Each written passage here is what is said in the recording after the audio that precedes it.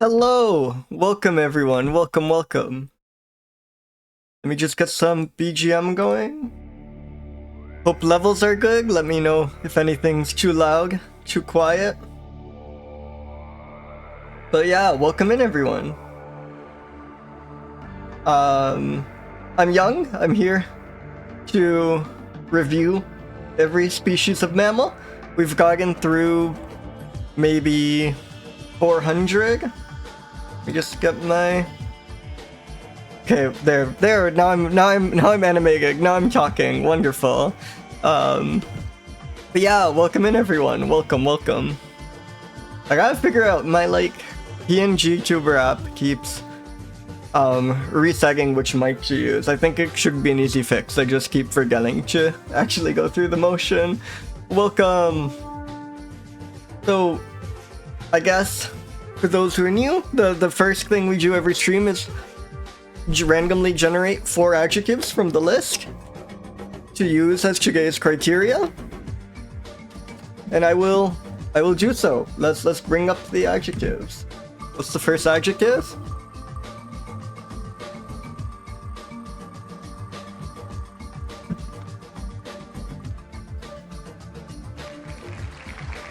Back?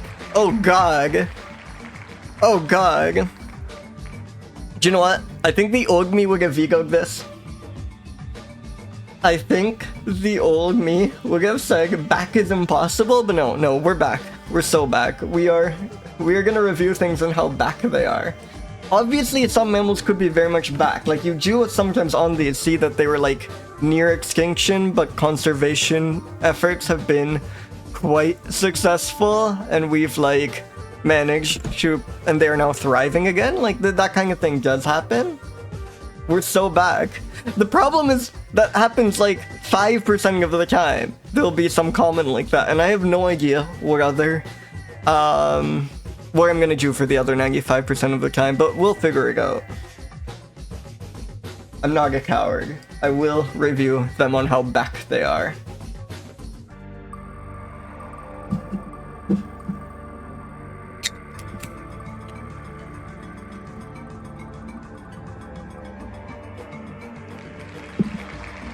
Ooh, daring. I like that. I like this both because it's the kind of thing that could be covered by their behavior, but also something you could read off their vibe. Like, some mammals definitely look much braver than other ones. I think daring is fun. Like, specific enough that it's interesting, too. I almost read as darling for a second, which would be great. I wonder if darling is on here. It is, thank god. Okay. That's gonna be a good roll when we get it. Hey! Welcome Higa, and welcome Jam, and welcome Board Fan. Welcome everyone. Yes! Yes! This is good. I mean, it's kind of a problem because if we're doing reptiles, it'd be a slam dunk. I feel like not many squiggly mammals, but in vibes and how they move around, some definitely can be squiggly, but excellent work at least. Excellent adjective. Also, sorry if I sound a bit alien today. I'm like a little sick. I think I have a bit of a cold, so I might be a bit congested. But that's not stopping me from reviewing mammals. I really felt like mammals today. But let's get the last adjective. We have back, daring, squiggly, and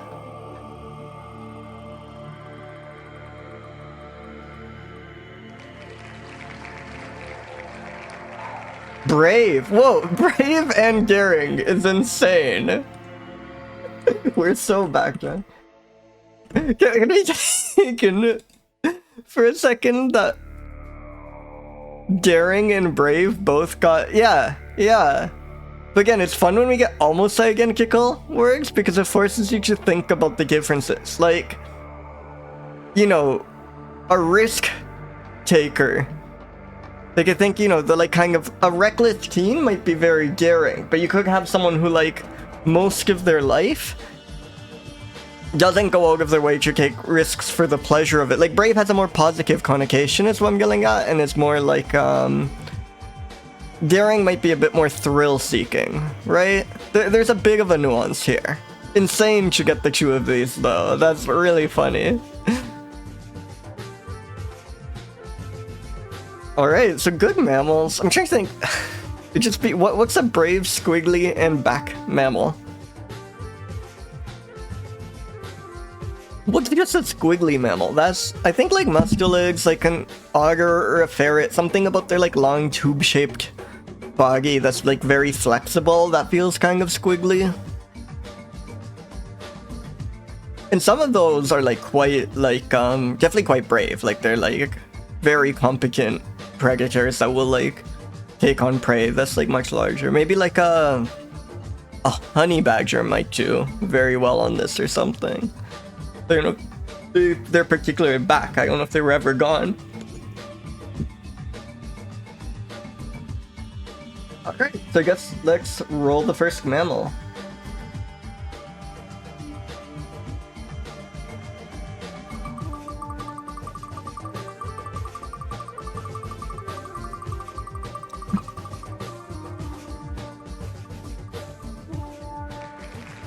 Pseudomys, so a fake mouse. I think we've had Pseudomys before.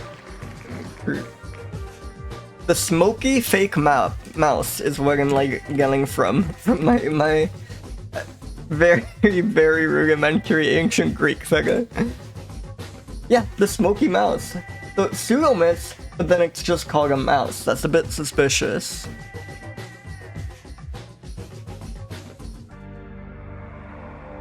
I like this. Very wizened looking animal. This does look quite brave and daring.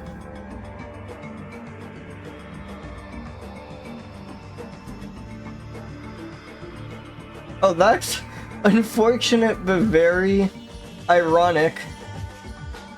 Researchers from the Charles Sturt University found the death of 9 smoky mice was from severe lung disease caused by smoke haze. Incredibly unfortunate, but also how are you a smoky mouse and dying to smoke? It's like the opposite of nominative determinism, or maybe exactly nominative determinism.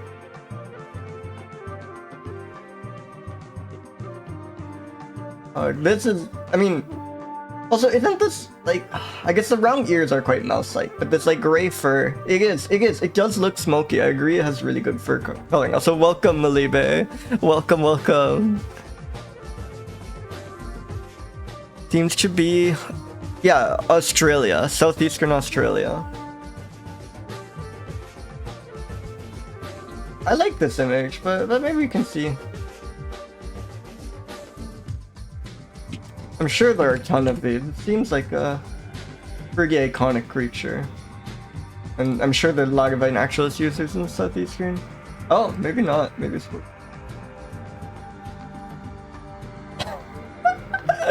Oh, this one was like just taking a bath or something. Look at it. That's so funny.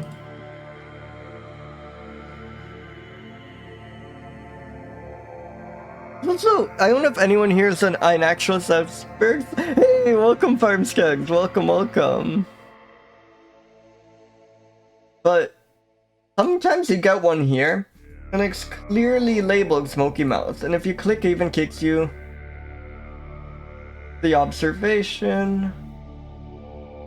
Oh, okay, wait, I have a theory actually, So something that's always baffled me on a naturalist is sometimes there'll be an image here, there'll be a representative image, and you'll click through, and it clearly is of the corresponding species. Then when you go to observations, it just won't show up there. And I think I've finally solved it, which is just this is like an image from somewhere else. Not from an naturalist observation, so that's why, yeah, what mites do always look so pitiful? I like wet furry animals and small animals in general, I think. But yeah, you know, it's definitely a particular wet mouse thing. Wet rodent thing. But yeah, like, I think this is just because it's CC BY, they can use this as a representative image. So it's not an naturalist. I don't know why I'm talking about to myself about this, but like, this has been bugging me for a while, and it finally makes sense. It's just an image they got from somewhere else. But anyways, I think this image was too funny not to include. I gotta use this one.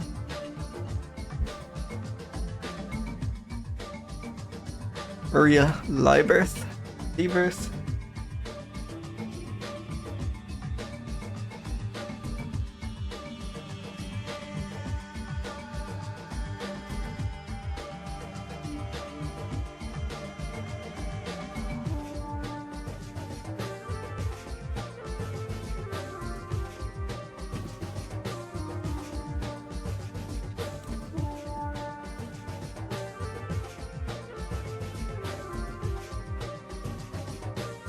This is Pseudomys fumius. Again, excellent name. I'm curious to learn more about the Pseudomys genus, because I feel we've hit it before.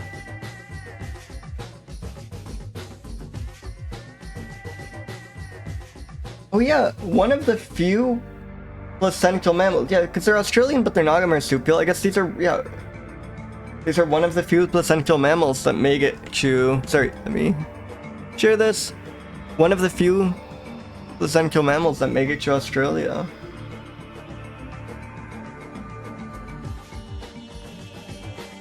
False mouse. Yeah, I guess it looks just like the true mice, but it's not one. Pretty explicatory mouse, but I think that's reserving the word mouse for moose. See, even Wikipedia doesn't call these true mice, but typical mice. That's way too narrow-minded. Like, so many other murids are clearly mice. It's crazy to just keep mouse for just muse. That's like... We need so many more new words for mouse things that technically aren't in this genus. Like, that's so not in line with what most of the naming of these things have been, where anything that's vaguely mouse-like it's called a mouse or a rat. Let's review the smoky rat. Maybe we can read a bit more about it on GBIF, so there was quite a bit of information on Wikipedia.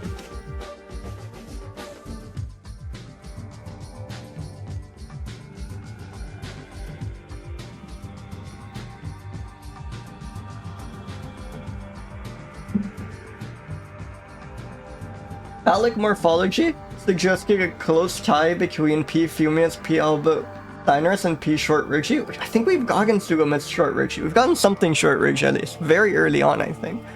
But, so obviously they mean the morphology of the phallus, but I love to read this as them just calling the overall morphology of this mouse phallic. Like, that's how I kind of would naturally interpret the phrase phallic morphology, right? Kind of just seems like they're saying this mouse is dick-shaped, but I'm sure they mean morphology of the phallus. I just think my interpretation is much more fun.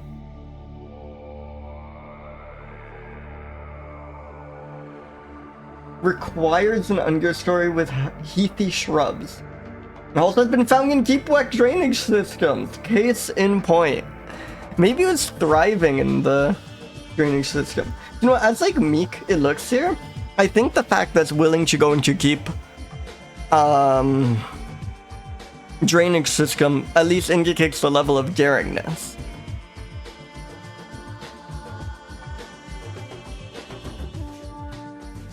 Fragmented distribution strikes me as the opposite of back, right? This often means it's like a relic species, like it used to be a widespread animal maybe, and then a lot of them started dying off and they're kind of just broken up.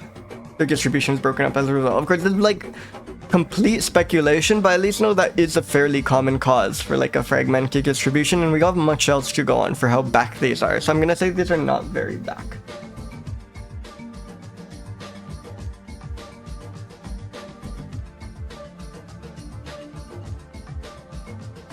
And yeah, I think the drain pipe thing feels more daring than brave. It's like adventure for the hell of it, right? If it was like standing up to its threats or something, that would be different. If anything, it seems like it's kind of cowering away in there. So I'm gonna say like something like this. This image is extremely squiggly. And I think like rodents, again, the way they kind of scurry about is quite squiggly. I go up to like a 184 for squiggliness, because again, we're reviewing it on the scale of mammals to some degree, and I don't think mammals are particularly squiggly animals, so we have to kind of keep that in mind. They tend to be quite blubbery maybe, but not squiggly.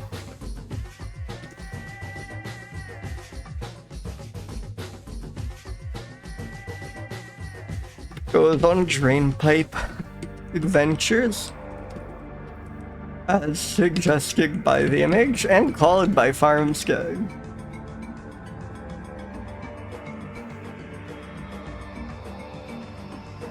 Oh,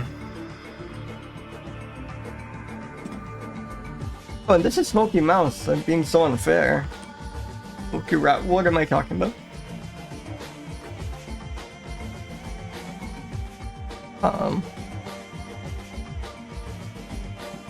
Ironically, a number of... Yeah, a colorful pattern could definitely be daring. I think that's also a good distinction, yeah.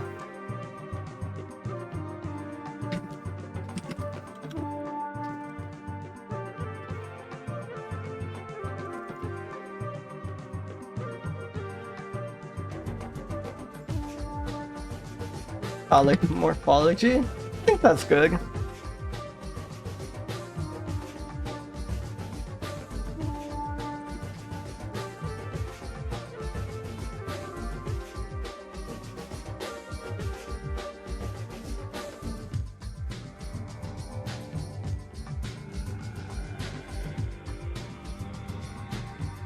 Alright, let's review the next mammal.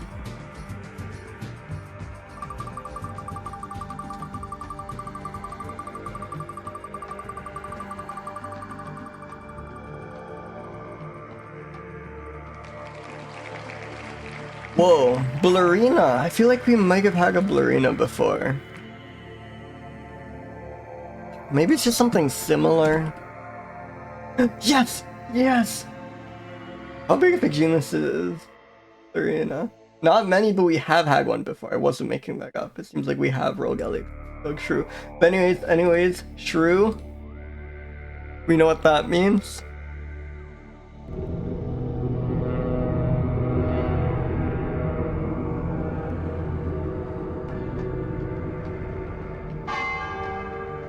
Wow, almost at 30 shrews. Unbelievable. Hey, welcome Salic Forest. Yeah, right in time. On the world's lowest resolution shrew. What is the... Yeah, 133 by 98 pixels. Beautiful.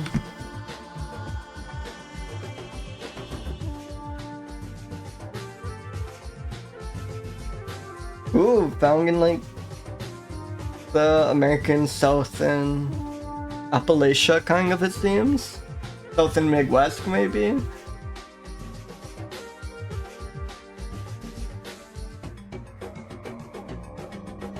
Generally prefers well-watered.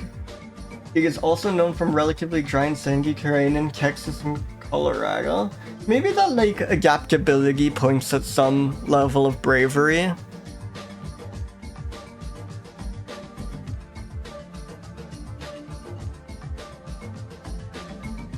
Starcki sleeping in burrows of soft soil or leaf litter. That sounds so comfortable. And yeah. This is something like I keep forgetting to bring up. That's awesome about shrews. Shrews are one of the only terrestrial animals known to echolocate.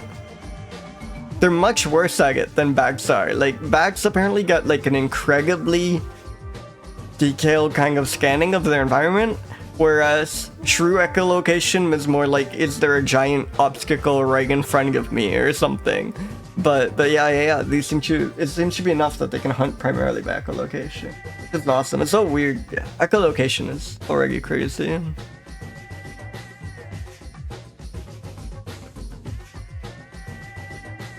Whoa, the two species.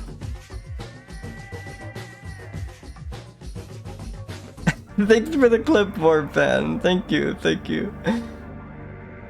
The Q species diverged as recently as 1,000 years ago. That seems so...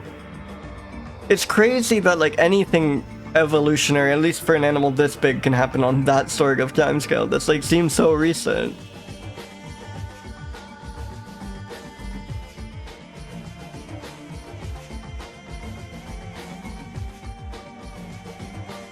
Let's see if Naturalist has more images of these, or if we'll be forced to use them correct. Yes! Oh, excellent image. Look, man, I still want to see a shrew in real life. I don't know if I like know anyone who has ever seen a shrew. Though maybe if you don't know what a shrew is, it's easy to just like see one of these running along and pay it no mind. Like, look at that. What a wonderful creature, you know?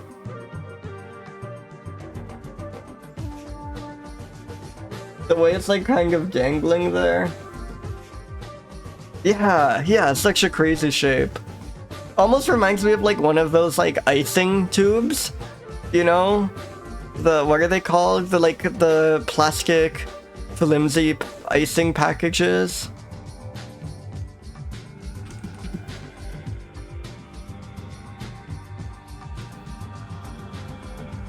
The thin plastic ones, you know? I can't. Yeah, like this thing.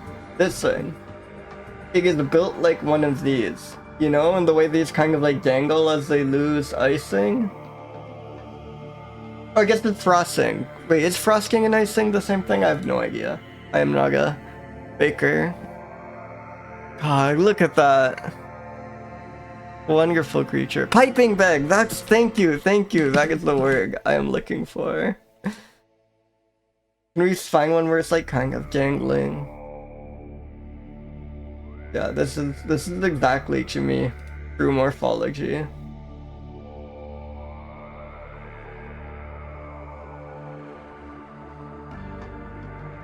It's so cute. The like little snout is so wonderful.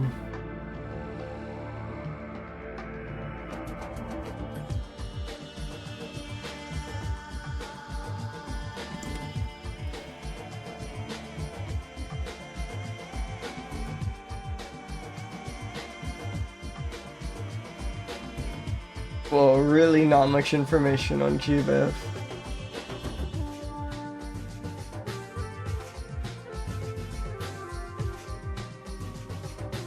Let's get reviewing, I suppose.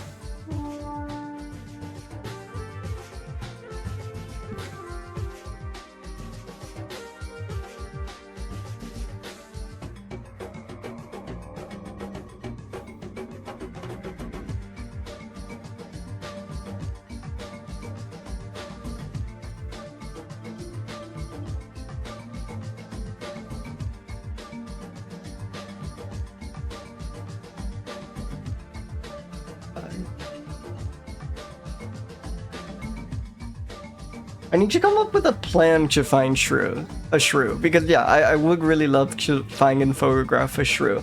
I think this is like, maybe this could be my New Year's resolution. I wonder, like, I should know quite a bit. Like, they seem to prefer like coastal and aquatic areas for the most part. They do burrow occasionally. And where's the easiest way to find one? Has anyone here like seen a shrew in real life? A live shrew?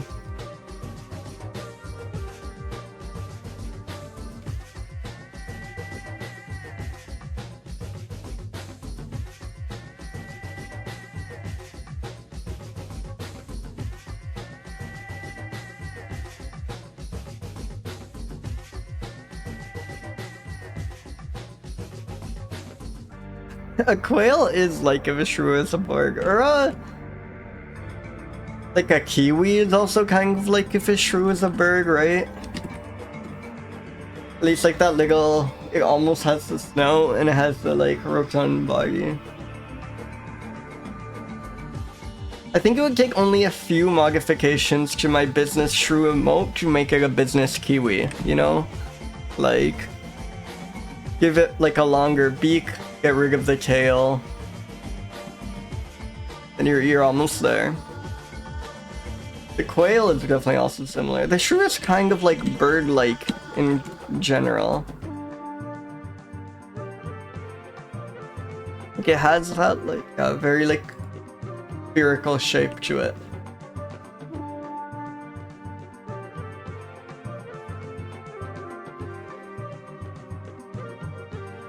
Whose short-tailed shrew was this? This was Elliot's short-tailed shrew.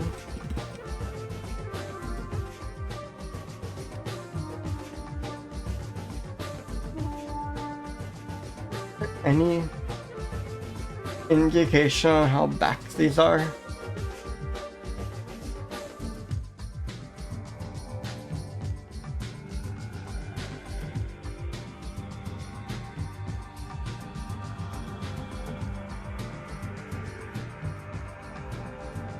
Like they're covering, they're like expanding. I don't know if they're expanding, but they're like covering a diverse range of habitats. Their least concern, I don't know if they were ever gone, but they do seem kind of back. They're new. Well, at least their hairline split. I guess that's quite not the same as it being new.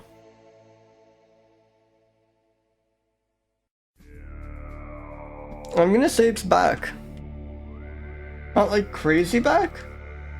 Maybe like 150 back.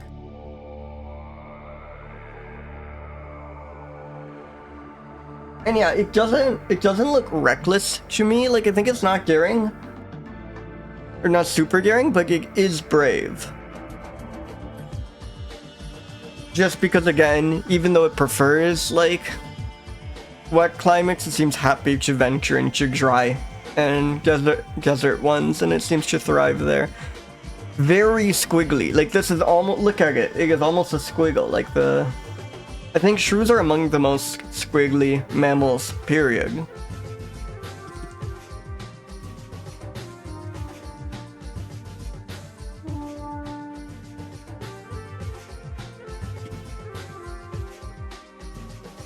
Diverged from its cousin as recently as 1,000 years ago. The kangaroo rat is quite shrew-like. Kangaroo rat is like kind of intermediate. There are a lot of shrew-like, very shrew-like mammals that aren't shrews. I've learned from this podcast, Jesus, from this stream.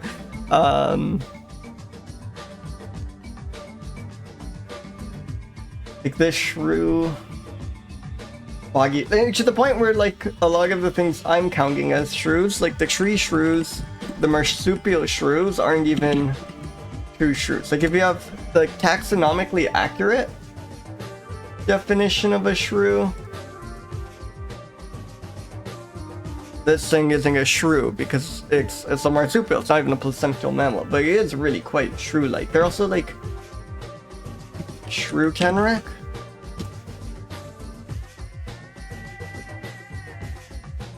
We have like a shrew canarac image. Yeah, like look at these. This is like not even close. This isn't even this isn't even an insectivora. This is like extremely distantly related to the shrew, but somehow it looks like almost identical. I think the shrew canarac is the most remarkable one. Like if you saw this, you would just think shrew, but technically not at all a shrew, not even close. I think this might get... Yeah, this is maybe... Is this closer to an elephant than a shrew? Yeah. Yeah, this thing is closer related to an elephant than it is to a shrew. Because it's an aprathere.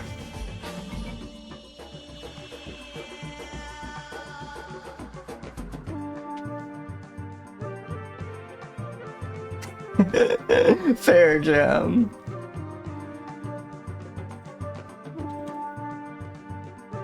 Short-tailed shrews are on the rare side. Naga, Rakagura, or Thorax, like most of these. Agumi, you have a point. God, I wonder if Flatzig is in the pool.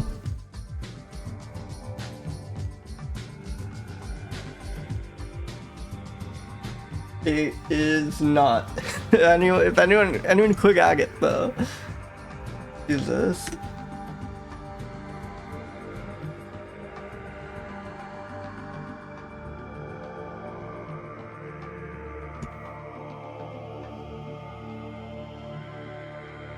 Alright, let's roll another mammal.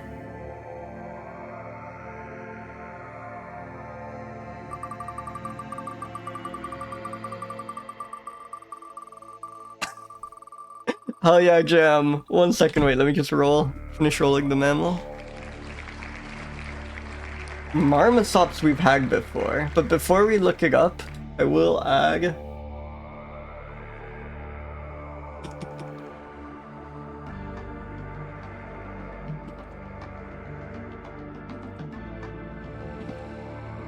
There we go. Wonderful addition. What was Marmosops? I should really know this. I think it's... Yeah, possum. It was something good.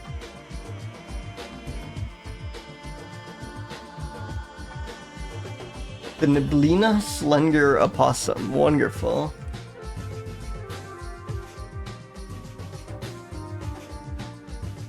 We do have images.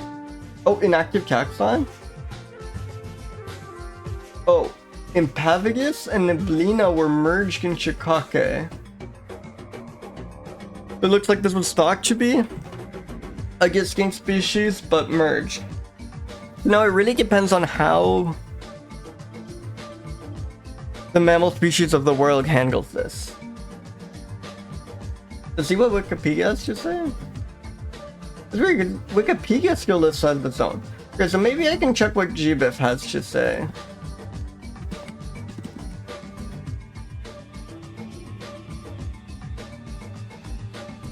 Species accepted.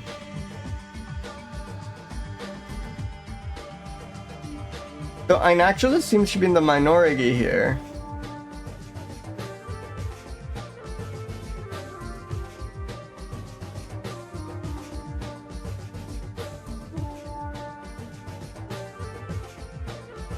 And does our wheel have Marmosops caca on it?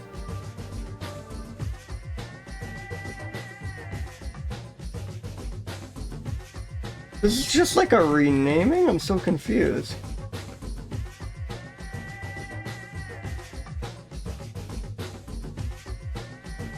Do we have Impavicus on it? Because if we don't have Impavicus on it, then I guess I can just assume any caca is a Neblina.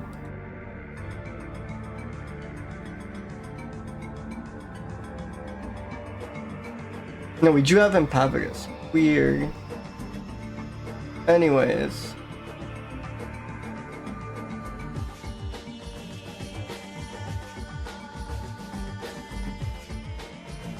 They're likely found in all of the Amazon basin. Really buffs your bravery score if you live in the Amazon basin, I feel. Basin? Like... That's gotta be scary, you know? You gotta be brave to thrive in there. Thinking what else lives there, you know, for poor little opossum. Probably nocturnal. Do we have an illustration?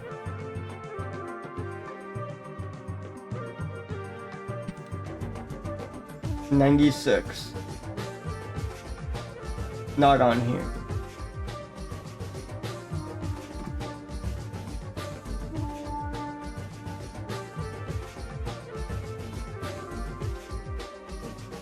Oh, perverse is a excellent addition.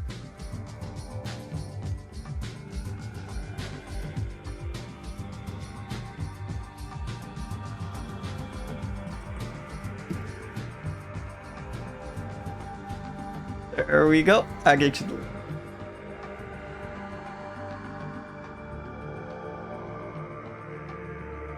Any?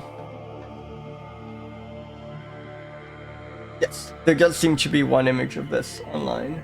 Oh my god, look at that. What a strange creature.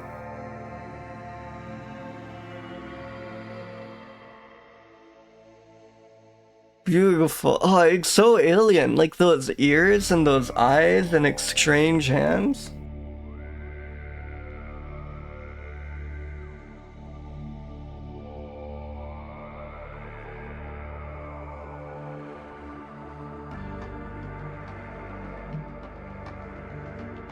That is wonderful.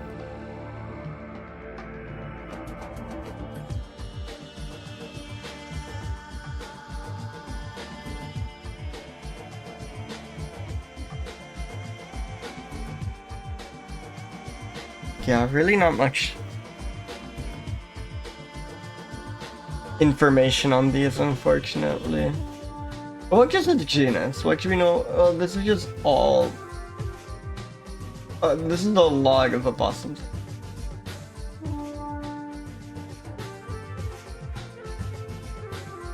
And again, crazy that there are like... Crazy that there are... marsupials in the Americas, right? I bring this up every time we roll South American opossum or whatever, but so cool.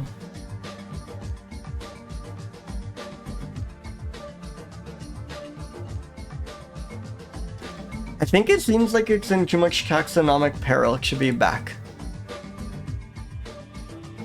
We're not even sure if it's really a species. We're not even sure if it's a species anymore. That really cooks into your backness. It also looks terrifying, which you might think will hurt its bravery score. I think it does hurt its scariness score, but I still think there's a degree of bravery that comes with thriving throughout the Amazon basin.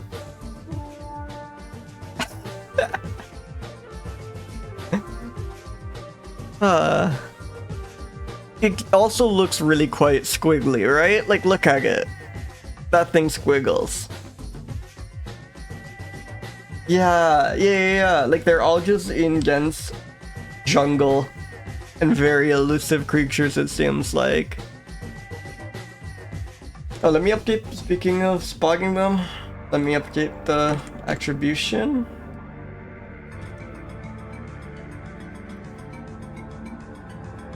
Yeah, I think this thing is brave.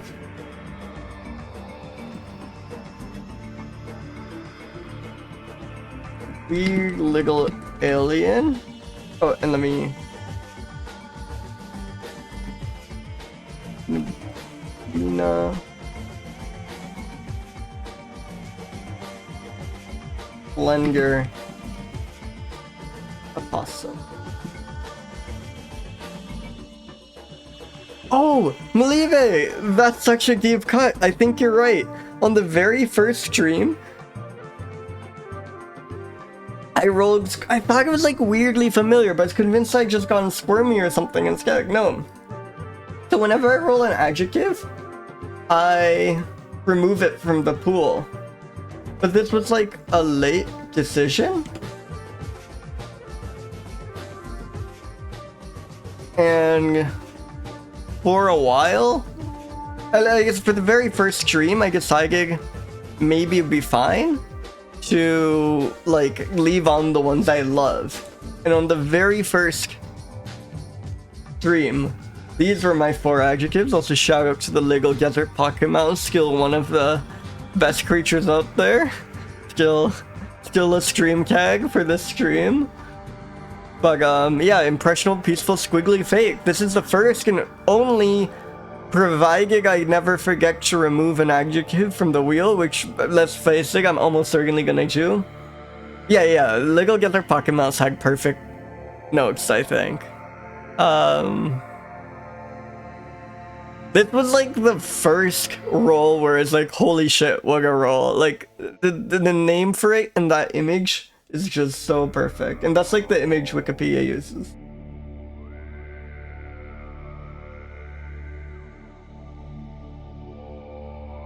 Little Desert Pocket Mouse. Wait, were you? Yeah, this was the very first stream. I know you've been here forever, but were you here for the very first stream? That's pretty awesome. That sounds right. Like, I think you were like one of the first like people who check it here. Hell yeah. It's like, in a sense, I can't tell if I feel like, oh, it's crazy I've only been doing this since like mid-September, or that it's crazy I've been doing this for like nearly 3 months already. Like parts of it feel like I've been doing this forever, and parts of it feel like I just started reviewing mammals, and this is a very new thing. I've already made like a noticeable dent in all of them. Anyways, Neblina, slender opossum.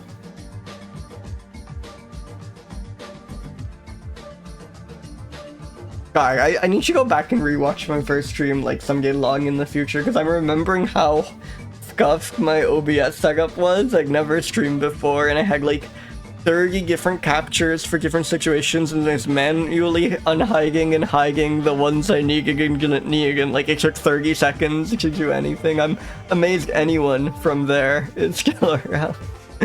I need Mammal Gagan is good. I've just been calling it the big mammal thing, which I think is fun. I think it's fun not giving a name, but that is quite tempting.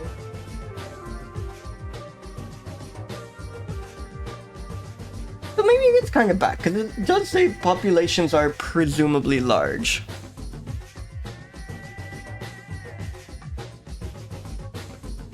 I'm gonna bump up its back score.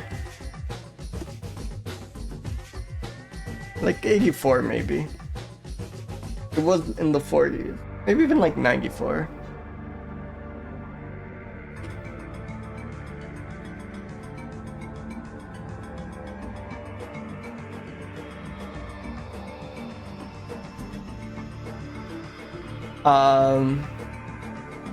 God. I love opossums. Look at those ears and eyes.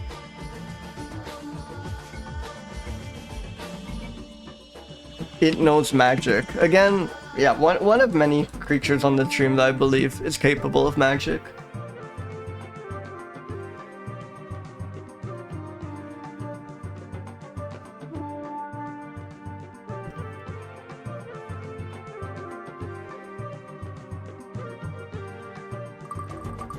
Let's roll a mammal. Also, welcome Agumi. I don't think I remembered you. Maybe I did. Maybe I'm welcoming you. Oh, another Pseudomys. Another of these Australian, potentially, fake mice that are clearly just mice. Ooh, excellent name. Kakadu Pebble Mound Mouse. I remember reading about the Pebble Mound mice. They make like little mountains of rocks.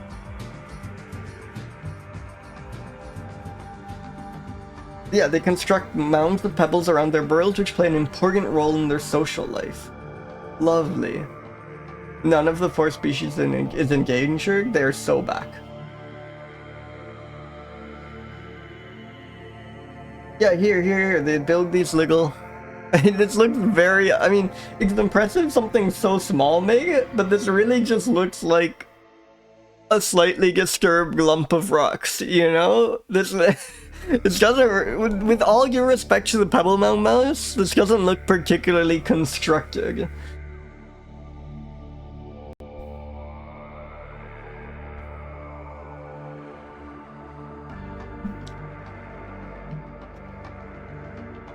Stable population. So the Kakadu Pebble Mouse, which is the one we have, is this gets vulnerable because of its small declining distribution. I'm afraid it's not actually back. The mounds may protect against predators. This seems to be the rarest pebble mouse. Yeah, I'm sure if you're like used to seeing those, you start recognizing them as pebble mounds.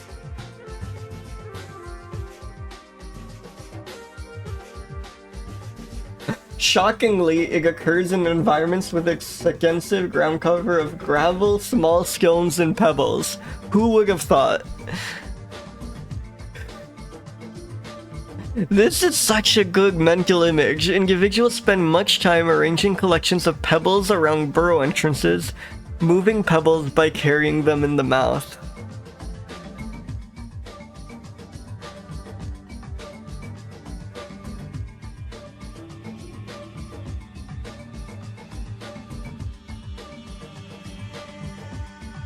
It forms a natural grouping with other pebble mice. Let's go. Okay, do we have images? I'm a bit... I hope so. It does seem like the rarest one. Yes, yes. Oh, wonderful. This is like, I like how elusive it looks. This is like not the clearest image, but I think the distortion on the head here is perfect. I think this is the, like, look, it look.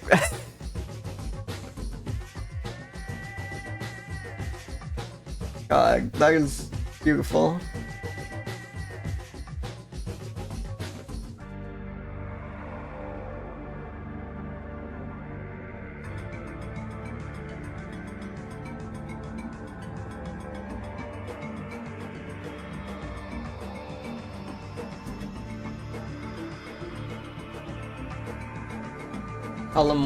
Burgess, Eileen.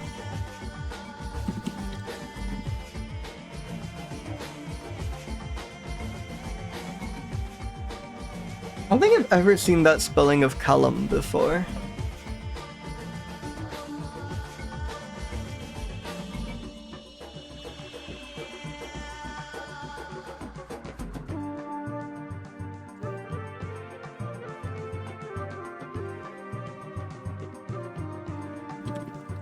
Coendou, pebble mouse.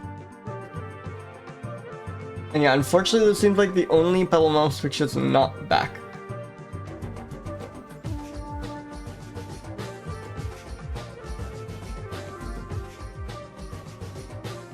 Does it strike you as daring? Actually, something I just remembered, it does live 100 meters away from the uranium development project falls. It probably doesn't realize that, but that definitely feels daring. I'm sure this is both not at all a serious radiation risk, nor is it like something it's intentionally doing, but I don't have anything else to go off, so I'm gonna make the call that this makes it daring.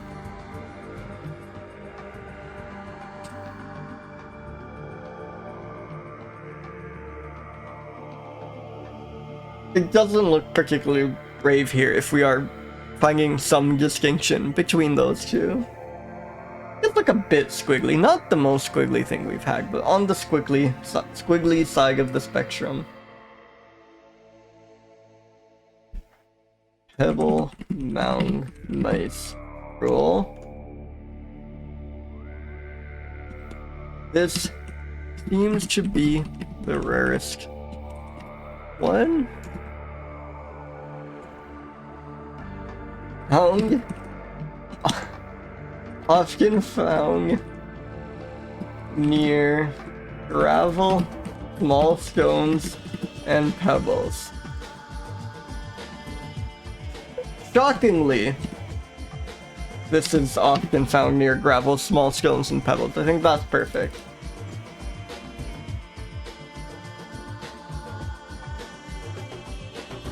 Lives near uranium development falls.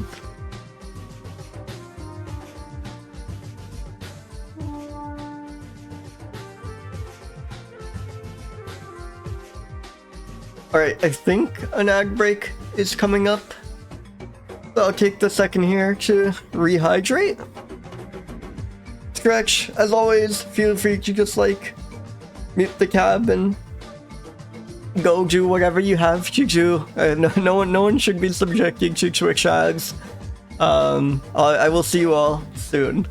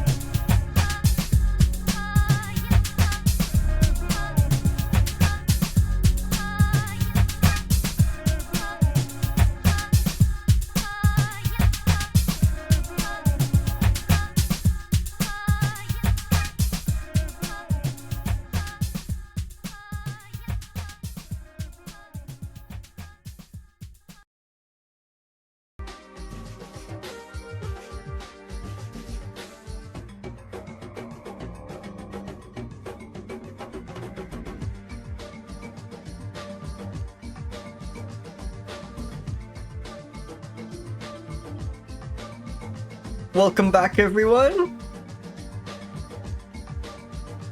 Welcome, welcome. Let's spin a mammal.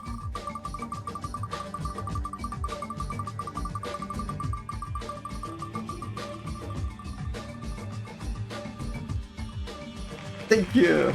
Wait, Lepus. Lepus? Not lupus. It's not wolf, but Lepus feels like it's something big. Again, if my Greek was a bit better. Oh. Oh, wonderful. Yeah, like leopard. So Lepus is hare as opposed to like Lego, which is rabbit. Oh, wonderful. Yeah. That makes sense. That makes so much sense. God, that's a really cool creature. Yeah, so... I guess I'm just much more used to seeing rabbits than... hares? Because there's something kind of alien about this, like its ears. Could definitely be a Dracula, yeah. Very distinguished, very like fancy dress. And I love this coat. I think this is a very like interesting coat color. It's almost this like fox orange. And then like just the mix with the like black and the white. It's very like unique looking and really not what you would expect on a rabbit or a hare, you know? Or maybe it is what you expect on a hare. Again, I haven't seen many hares, I don't think.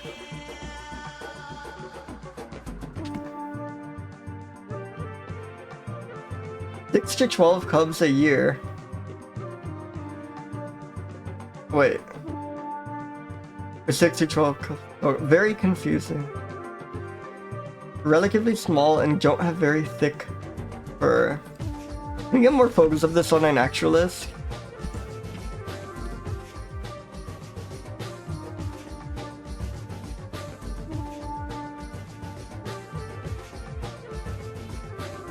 Oh, the ones wearing.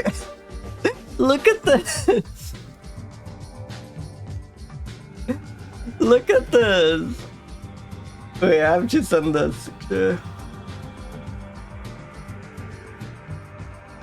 someone. Oh, this is Squirrel Bunny and Gig.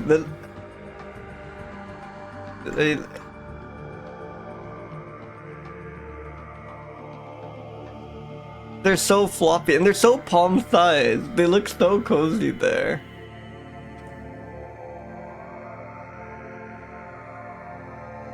Wonderful, wonderful image. And I wasn't sure how I felt about this hair. Like, there is something, it's kind of too... You know, I like when a rabbit gets, like, chubby and stuff. I was scared. It looks so, like, slender and strange. Though I think it is kind of, like, beautiful in how strange it is. But I wasn't totally sure how I felt about the Indian hair. Until I saw this image. And this image, too, of course. But that is delightful. Don't like that one, though. Wow. Really good. Obviously using this one.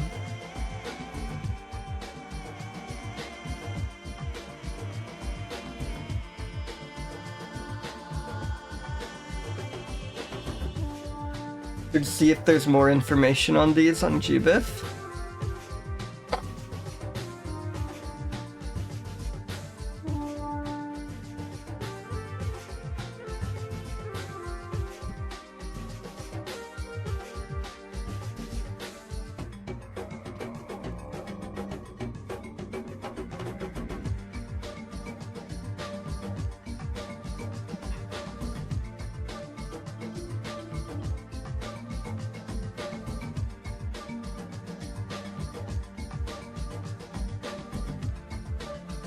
Oh, see, this is a sign it's not back, unfortunately. At least not back in Java, though mainland and Sri Lankan populations are secure.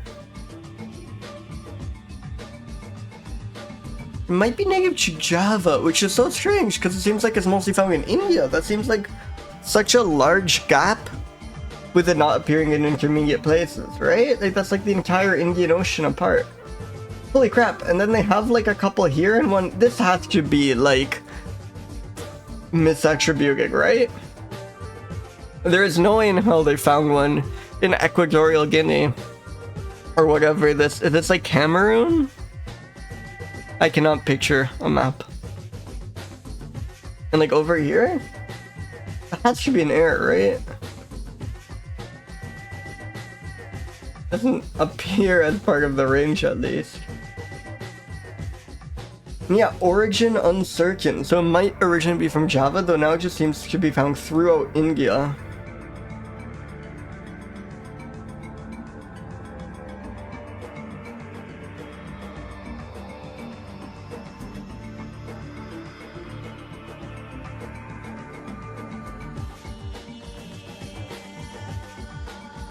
Oh, so I've seen mention of forms on like rabbit articles before.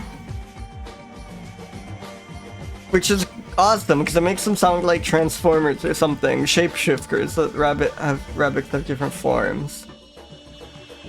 I think it's like how they... Weird, I'm not actually getting anything when I search rabbit forms. But it's where this has happened on rabbits in particular.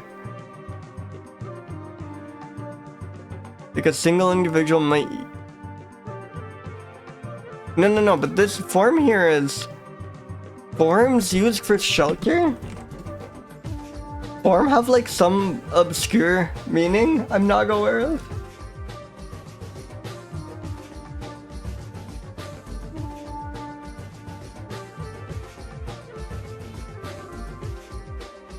Or maybe it just mean like in shapes?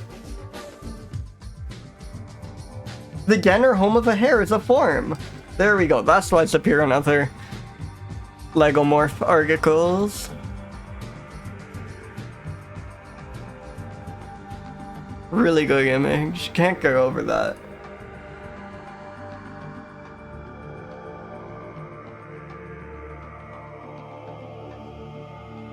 I've never seen this before, where it's like abundant in another place, but then in one place, but then we suspect it's actually from another place, and then that would mean we should be... Like, it's either from India or Java. It has huge populations in India, and like barely any in Java, and if it is native to Java, that would be like very concerning, but if it's not, then it's not a big deal or something. It's very... I've never seen something like that.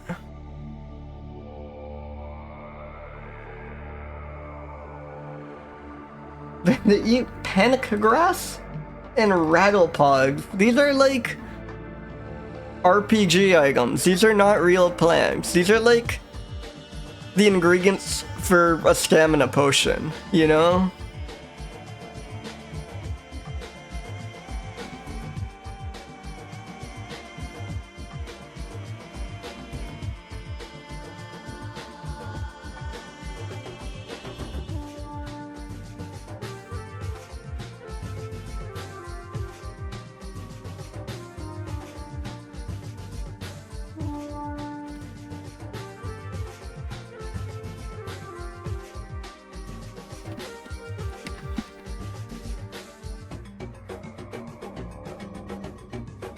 So the back thing is like, if they are from India originally, they're extremely back. If they are from Java originally, they're extremely not back. So I think the only fair score we can choose is directly in the middle. Also, welcome, Pomikit. How's it go? Yeah. No, they should. They are legal alchemists. It makes sense that they would eat such strange plants. That's their like home domain. Rabbits seem like such shy creatures.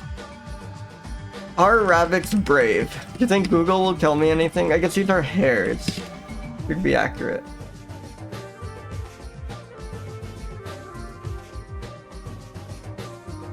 It is Schrodinger's back.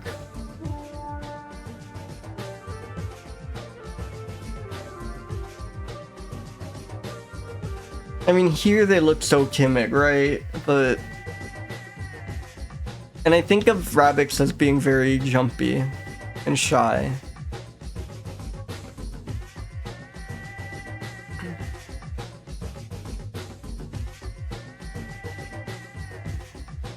Is this squiggly? Miggling squiggly.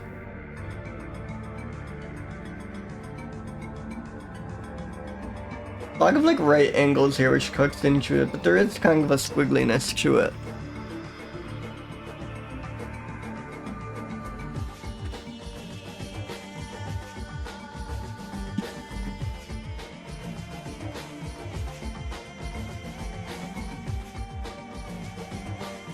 Wasn't sure how I felt about these until I saw that image.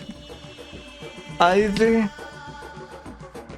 they are from Java, in which case it's so over, or they are from India, in which case they're so back. Oh yeah, and eats rattle pods and what was the other thing? And panic grass. Perfect. Actually, panic grass should plug into it scaring. Well, I don't know if it's eating the panic grass. Does that make it brave or daring? Sorry, does that make it brave or not brave? Who can say? Yeah, exactly. Exactly.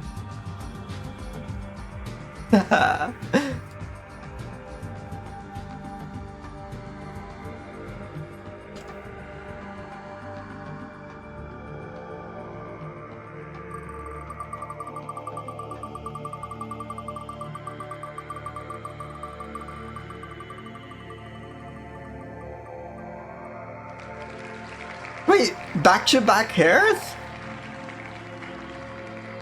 Holy shit, what are the odds? Another Lepus.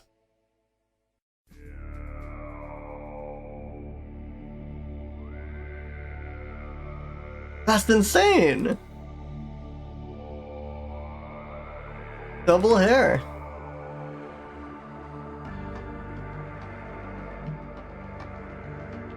Day of the hairs. Look at it. The Ethiopian Highland hare. Least concern? A quite limited range. Might be hard to get images of it, but we have at least one.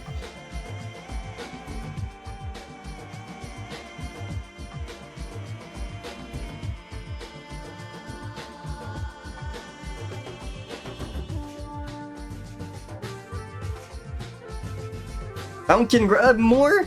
Look at more fake plants, more like alchemy ingredients. Bent grass, goose grass, fountain grass, and bluegrass. Wonderful.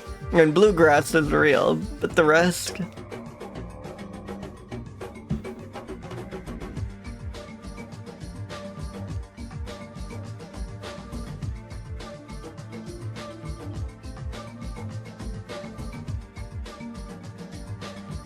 This is kind of wonderful because we have the scores primed. We just need to figure out if it's more or less squiggly than the last hair.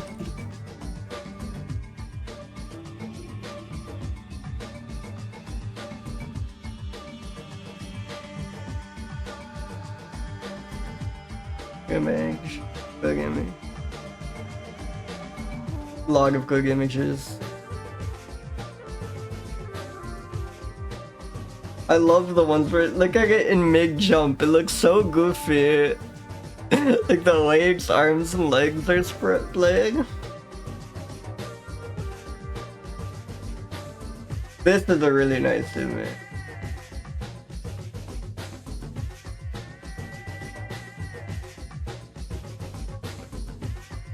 Okay, what does GBIF have to say?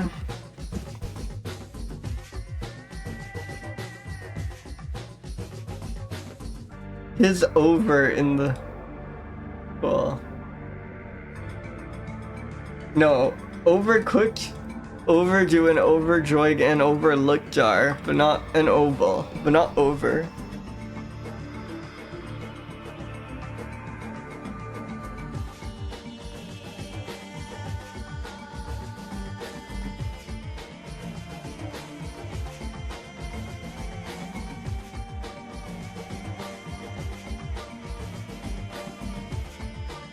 It's so back, exactly. Oh! It now is.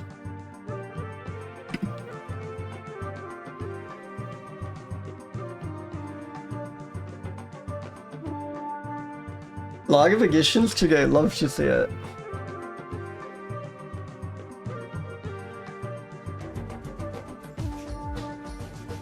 Abundant within its distribution. Seems to kind of, yeah, seems to be back. Let's get reviewing. Not a ton of information on those, even though they seem to be thriving. I really like this coloration, like the cotton white tail, this like nice rusty underbelly, and then this like big brown and orange. Very similar to the last one in terms of having a nice coat. Yeah, really good. Also, welcome, Archibald. Let me know if I'm pronouncing that correctly. Not entirely sure if I have been. And again, back-to-back hairs is crazy. Thank you. Yeah, Arch is good. Arch is good.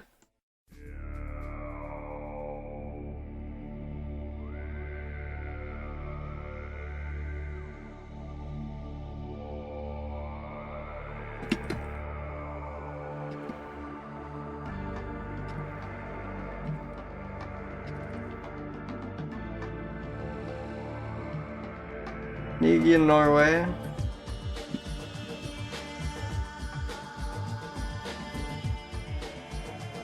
Yeah, seems to be thriving within its distribution. I think it's back. This one looks a bit braver than the last one. I don't know why. Something about how it poses itself. And I guess the last one had that like really timid looking image. But I think this gets some more points there. Similar squiggliness to the previous one, like really similar, kind of just, I guess this one's like a bit less slender than the previous one. Oh my god, Borpan, thank you. That is gonna be tough.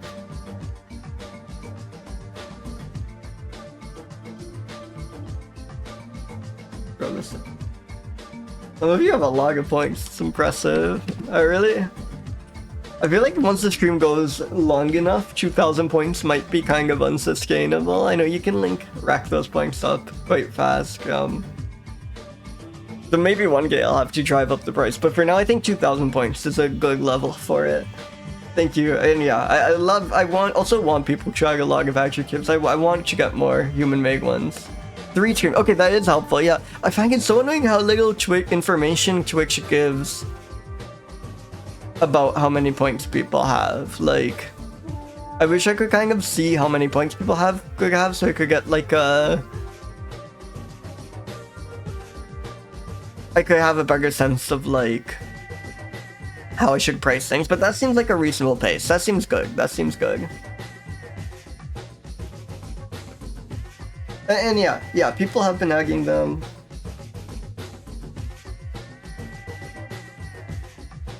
Like, I want people to be able to, like, ag plenty. The only reason I don't make it super cheap is I want it to kind of be exciting when you, like, have enough to ag one. I want it to be a thing. I think if it was basically free, I'd worry about it being spammed, and also it wouldn't feel, I think, as special. I like when you can kind of, like, work towards the channel or game, as silly as that is. And yeah, the pace spin is also a few days out of date, but unless you just happen to recommend the exact same thing someone else did, that shouldn't be a big issue. I try to update it like every couple of weeks or so. Musical is excellent. I think I could work with musical. It's obviously a bit hard, but both in like vibes, and you often get a lot of information on their calls.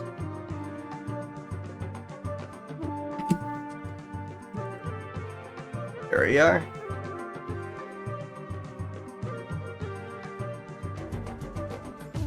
Friends with Abyssinian hair? Awesome.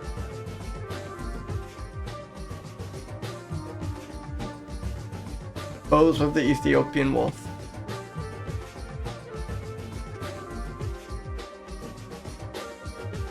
Second hair in a row. Really nice color blocking.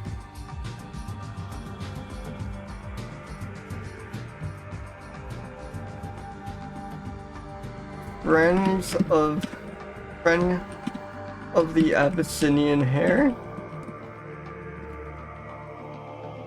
Foe of the Abyssinian wolf. I think that's good.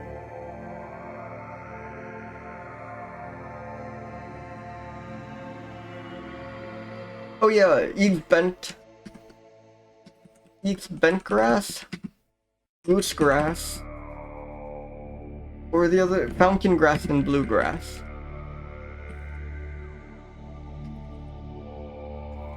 Dr. Seuss's diet.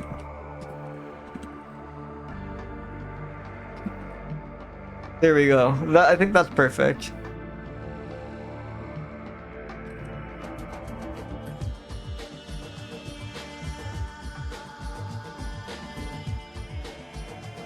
Let's spin the next mammal.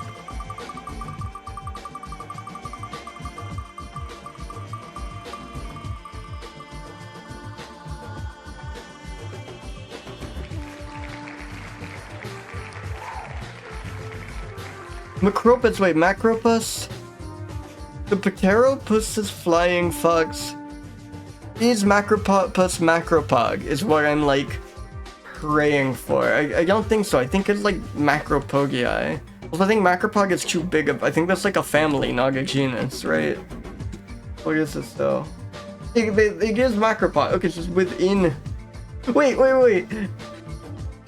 Wait, can you appreciate this for a second? The genus mammal species of the world gives me is Macropus dorsalis, so the genus is Macropus. Wikipedia lists the genus as Naga Macropus, which unfortunately is striped kangaroo. Also, holy shit, a wallaby. Let's go. I love wallabies.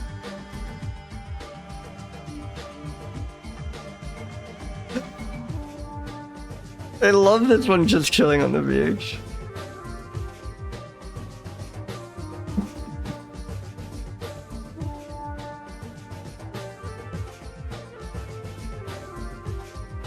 Wallaby time, thank God.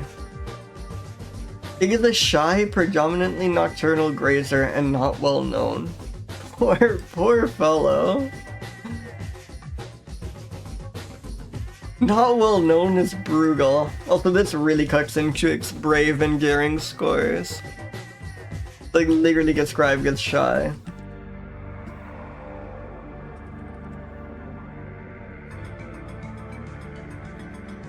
What a cute creature. Holy shit.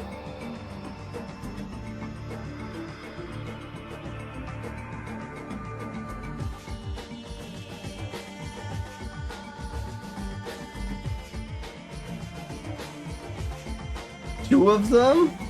Yes. Oh, they're boxing. Look at them go.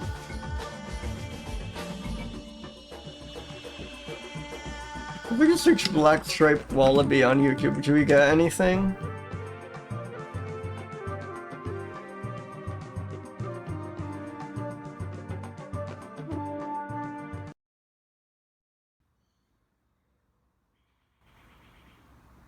Look at the Joey! Cute! Cute!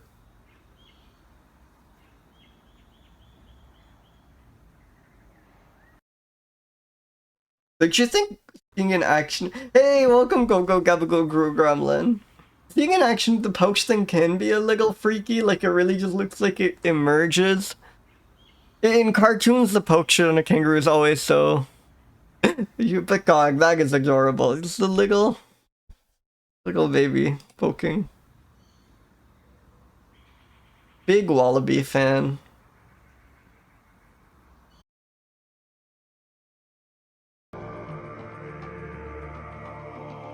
Really a lot of good images here.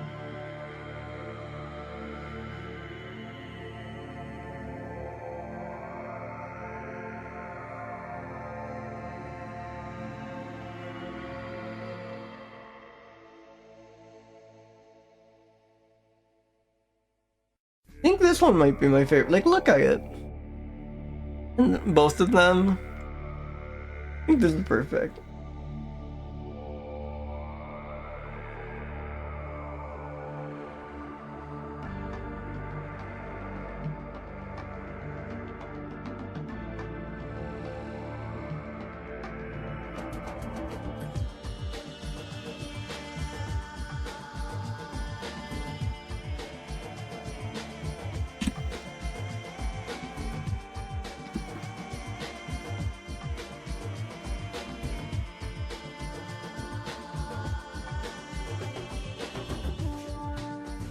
Black striped wallaby. Also, dorsal is literally back, right? Like a dorsal fin. I'm not making this up, right? Because, yep. With respect to concerning the side in which the backbone is located. It's just back. Its name is back. 249. Like I have to, right? It species name is back.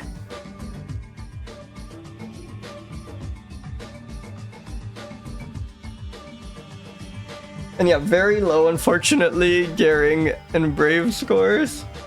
It's a bit more Brave than against Gehring. Just because of that line about how it's like a shy, pathetic little creature. I love them, and squiggly I see as a positive, but I don't think they're squiggly in particular. They're like bouncy, not squiggly. Where is that line? Because that line was excellent.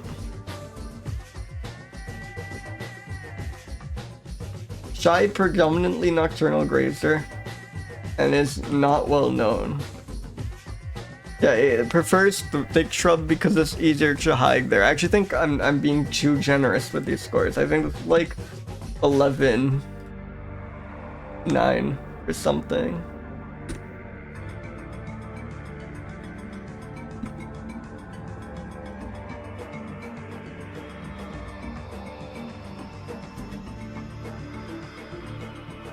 Yeah, it is extremely baby.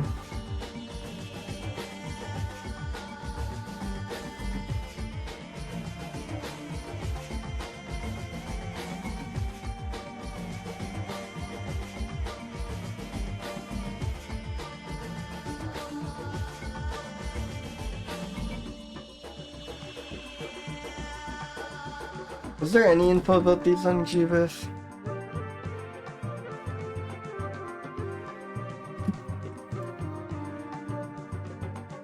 I don't know if I had a chance to go there, it's too distracting.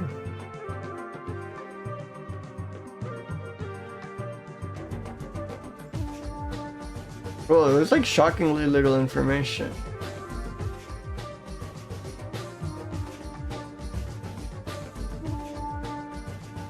Weird. Well, I think that's good.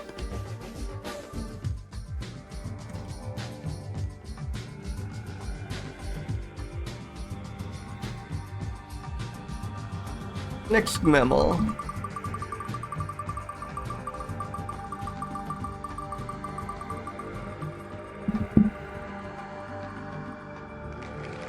Whoa, same Miri. I was a screenshot. There we go. Same Miri feels monkey-like. I guess it's just because of the word simian, maybe. I'm probably gonna be completely wrong. Nope. There we go. Look at the squirrel monkey. I thought I had like some crazy bicolored head, but I think that's just like a lighting thing. I think there's just like a shadow that happens to just line up perfectly parallel with its like head. Very strange. Almost looks like Photoshopped or something, where they just pasted the forehead of another monkey onto this one.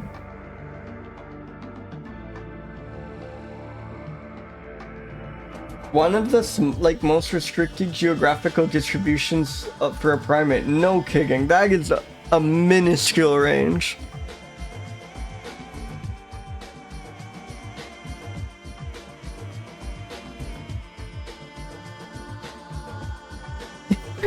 Wait, I've never seen this before. Each species overall has positive effects on the economy. No elaboration? Just overall positive effects on the economy. Holy sh... yeah, it's rare you get to use the business half of business shrew in this channel, but you're exactly right. What the hell? What does that... How should they not elaborate? Well, I think this raises its brave score. The fact that it even though it's an easy target for predators, it resists predators when it travels in large groups. Yeah, I think that's what I would imagine. I want to see this. I want to see this so bad. This is such an like iconic monkey.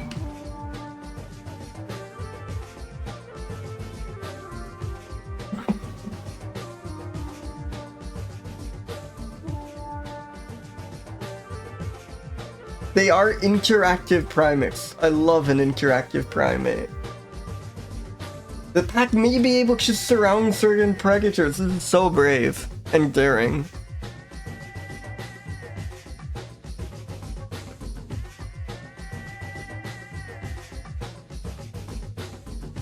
Wait, look at this image. They're hugging? Wait, this is so cute. It also has this like, this looks like a Britpop album or something. It has this like, something about the like film it was used on. Oh, thank you for the clipboard, fan. Thank you. And this like weird glow it has to it. This is a wonderful photo. I really like this. This raises the back score too, like literally on its back, you know? I feel I've been very fluid in my interpretation of back throughout the stream, but I think we could have predicted this. I'm definitely using that photo, but I want to see the entire gallery. Wait, no, that's not a shadow. They do just have this like strange banging on their face. That's crazy.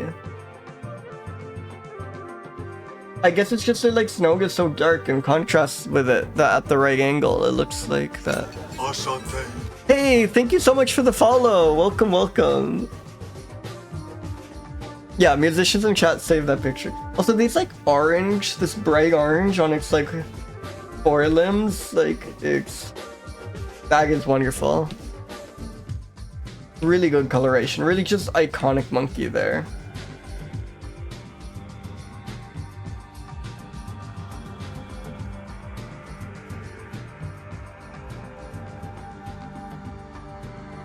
Why are they economic importance? Why are they so obsessed with this? Black squirrel monkeys have a positive effect on the economy by serving as subjects of biomedical research, being sold to serve as an individual's pet and serving as a source of food. Jeez. There are no negative impacts of the species on the economy because of the species' small habitation range that they occupy. And it's all saying so.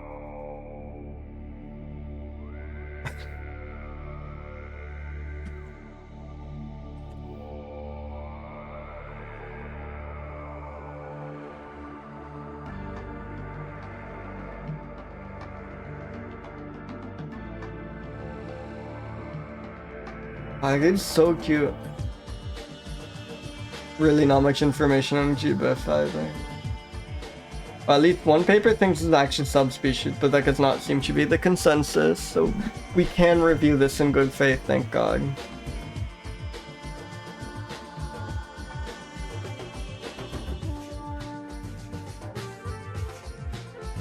I was like, that's also known as the black-ish squirrel monkey, which is a really good point. Black squirrel monkey is a stretch. Like, really wide range of colors on this.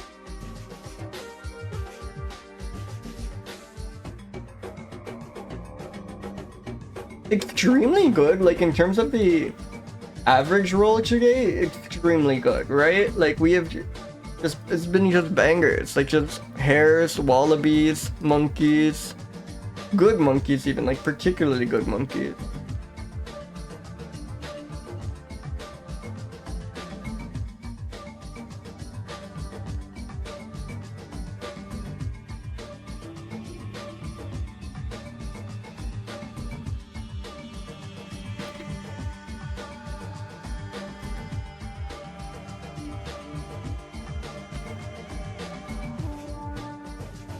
It's quite back, just from the image. Has a limited range, but I can't tell, but I think it's endangered. So maybe that adds up to actually it not being super back. But it is literally on a back here. That counts for something. And yeah, I think these are very daring. And very brave. You know, on a vibes basis, and the fact that I'm gonna say they're back. At least backer than this. Maybe middling score. They are kinda squiggly. Or at least like just something about this being a crescent, like it being such a perfect curve enhances its squiggliness score to me. And just the flexibility of monkeys. Like really arboreal ones. Not like, I'm not gonna go crazier, but I think this could get like a 167, no problem. Overall positive effects on the economy.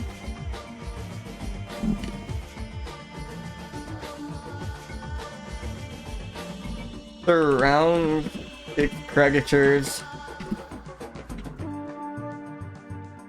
in its troop. Which I think it deserves more. Like, how much more daring and brave does it get than that? I think it deserves even more. No, let's skip our moons.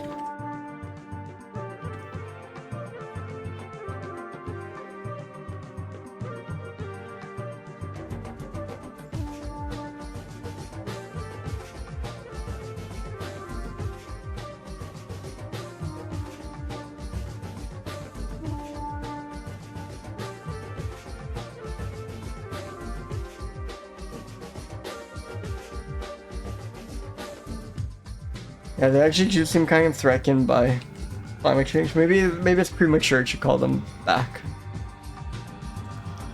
One of the most restricted primate ranges. Just really good.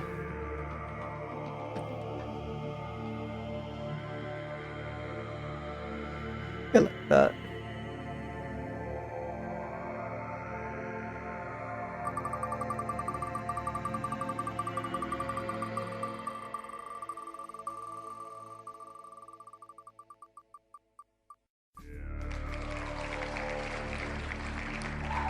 Delphinus capensis.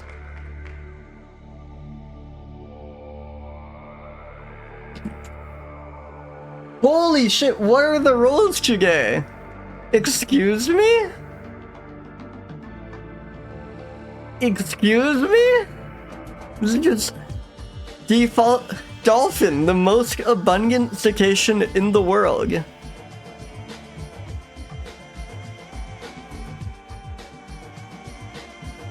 Though not the archetypical dolphin, which is reserved for the bottlenose dolphin due to some popular appearances in aquaria in the media. That's really funny. Like, the most abundant, but not as iconic. Brutal. Wow. Incredible roll, though. Yeah.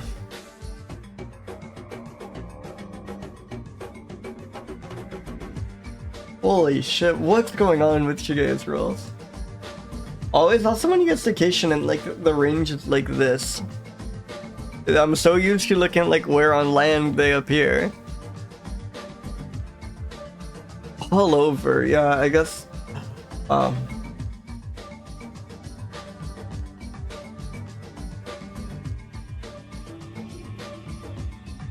Yeah, we're done the mice, it seems. We're on to the good stuff.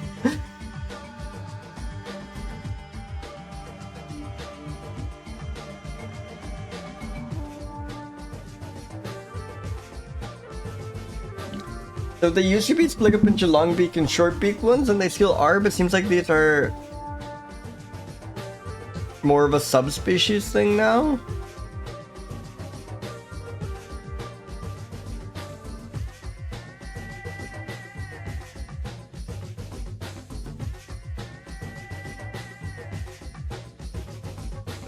Or that's like more of a morphological distinction, but their taxonomy is more complicated. Yeah, I got common dolphin, the most abundant cetacean in the world. Today's rolls have been insane.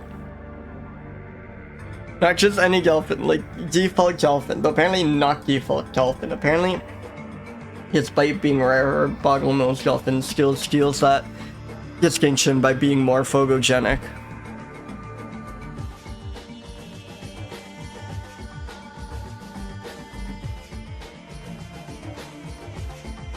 They're also believed to have signature whistles.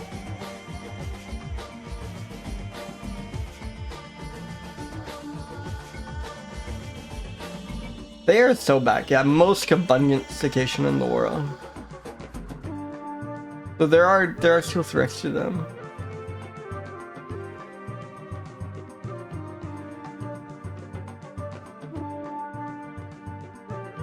Yeah, not common in captivity, again, presumably because they're not as photogenic as their bottlenose cousins.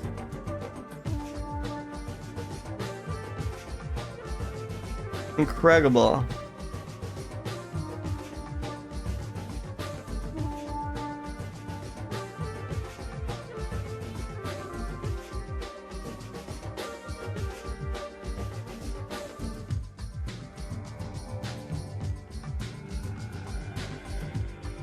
Yeah, this like color pattern is very strange.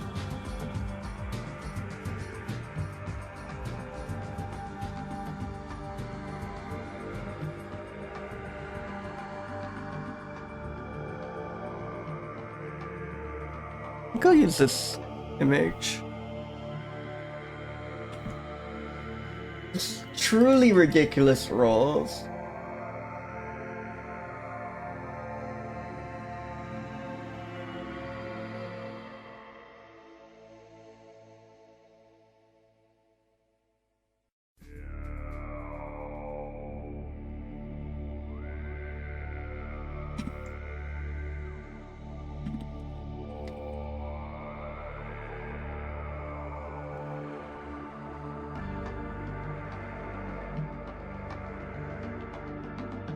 Wait, I just realized something. I just realized something very worrisome, which is I rolled Capensis, and then that redirected to Gelphis. Which is apparently an old synonym. Wait, holy crap, this might be null and voiding. I was so excited. Wait, but this might just be... There are two different species named for this one species. It really just comes down to does Gelphensis gelphis appear?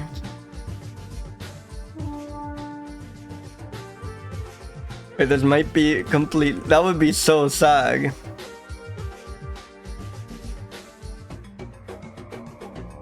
What's it?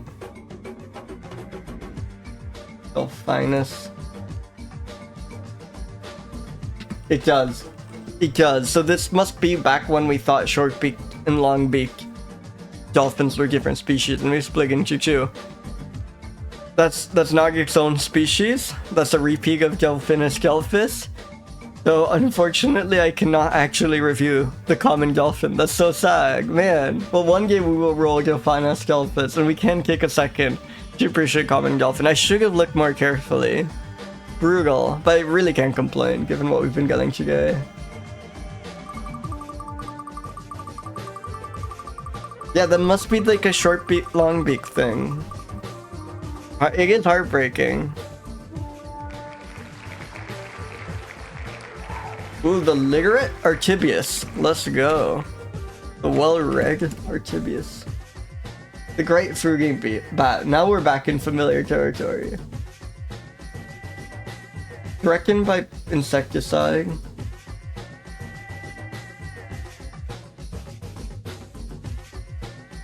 The unique heart contains unique membranous structures not seen in any other mammal. Wow. May help in keeping the heart in the... I wonder. What may help keep the heart in the correct position while upside down?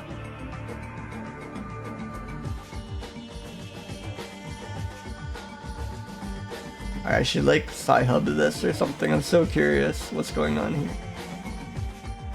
But you can hear its defense call.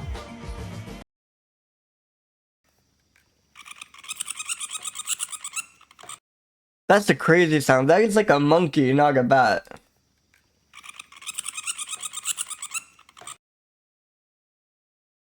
Damn. It looks so vicious. Look at those teeth.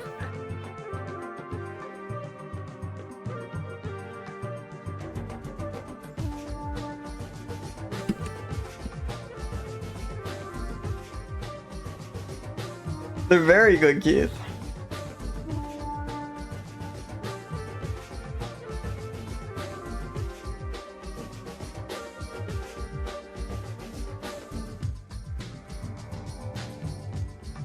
Active during the first 2 hours after sunset.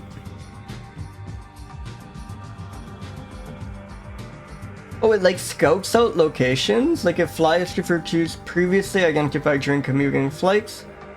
Those trees are used for almost a week before moving to the next feeding area. Awesome. It's like, that's so clever.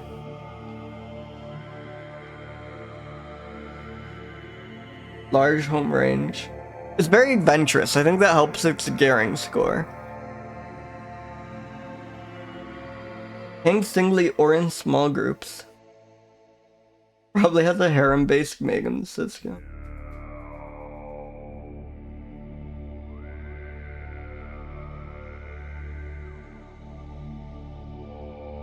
Group generalist that prefers figs. Bats love figs. This is what I'm learning. Fig seems like by far the most common fruit to be eaten by bats.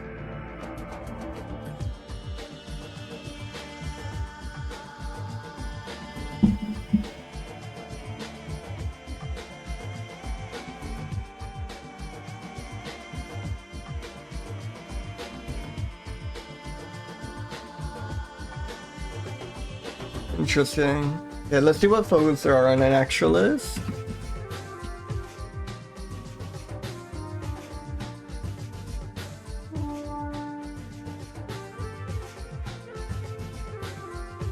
Whoa, wait, is this like an albino?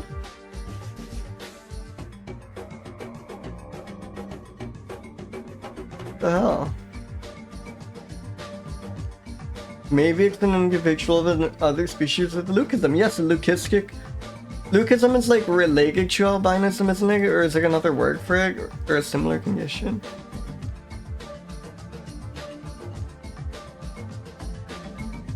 Yeah, it is related.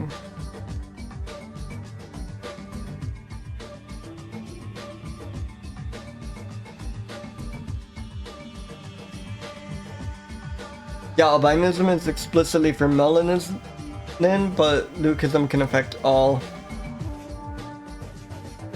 Holy shit! I don't think we've ever seen like, oh, like not albino, but you know what I mean, an albino specimen before. That's awesome. And like getting one right next to a non, like one with Scangarg pigmentation is so cool because you get like the direct contrast. Really neat. Definitely using this.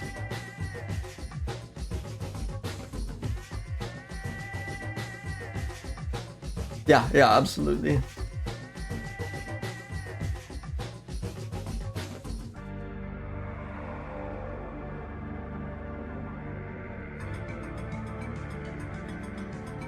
Image from Helios.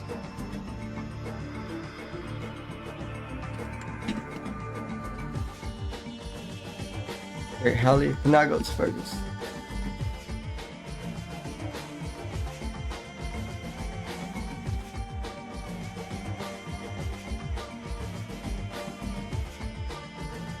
Artibeus liguratus.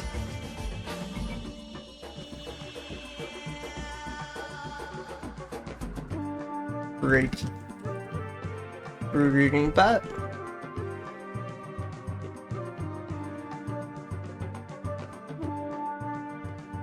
Not a ton of information on backing.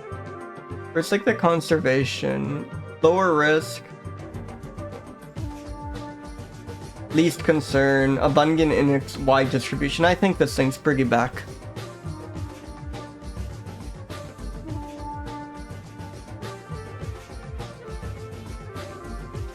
And yeah, it has a very like adventurous life, it seems. I think these are daring.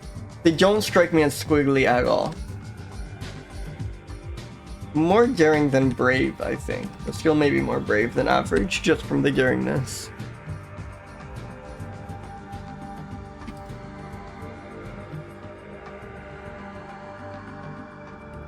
Albino specimen, and then I will correct myself. Leucism. Actually, not. Albinism. Big lover. Like most bats, it seems. Bats are crazy for figs. Apparently. Goats out trees before settling there, then lives there for a week before moving on in search of new fruit. Wonderful.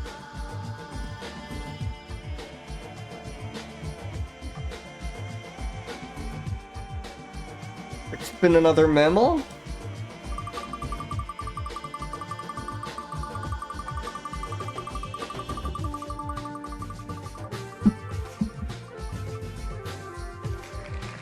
Whoa. Eolagurus? Przewalskii? That's saying someone Polish discovered these, or these were naming the author. Holy shit, steppe lemmings! Look at these! Like, very chubby, like half hamster, half beaver. Do lemmings I feel like lemmings don't normally look like this. Are these even technically lemmings? Eolagurus, it's two lemmings. Yeah, no, this is what I think of lemmings looking like. These are crazy. Though I wonder if it's just a really strange illustration or if they actually look like this. Can we find an image? Can we confirm that this is what we're dealing with?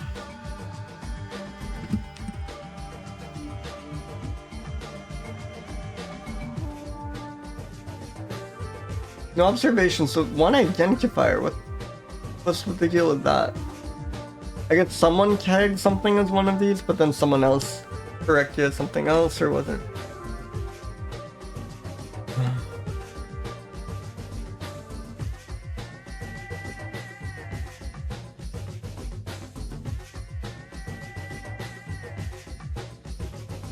Okay, Nature Picture Library claims this is an image. Not quite as excited, but yeah, it's still very strange. Yeah, it's still very groundhoggish.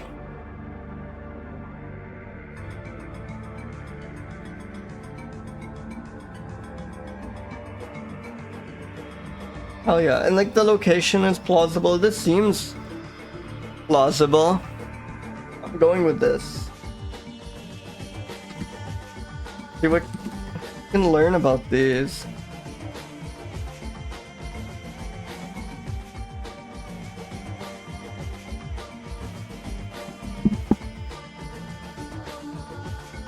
Yeah, very, very growing.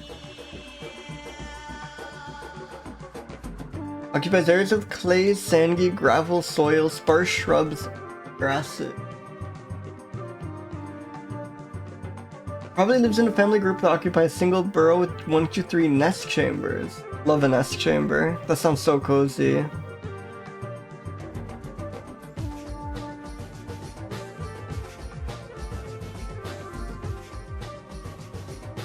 These mainland green plant parks, but occasionally seeds.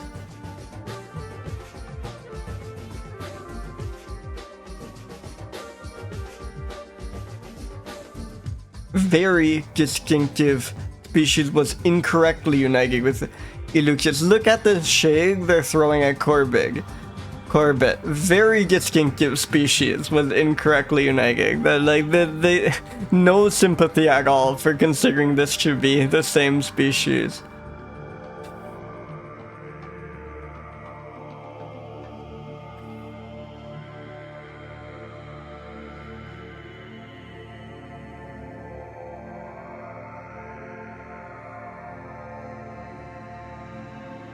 Awesome creature.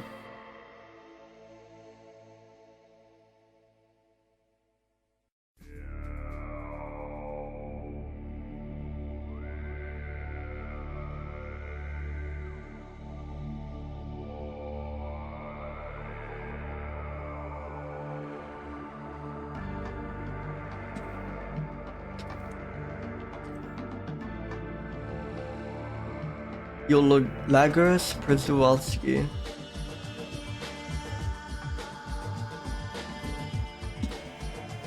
Was przewalskii scaplemming, of course. Wonder if there's anything on przewalskii.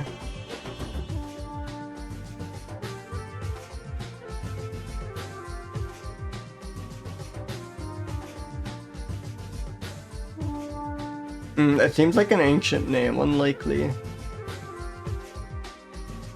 Yeah, see you, board fan. Have a good one. A lot of things named after przewalskii. Presumably these are all the same przewalskii. Maybe it's this przewalskii.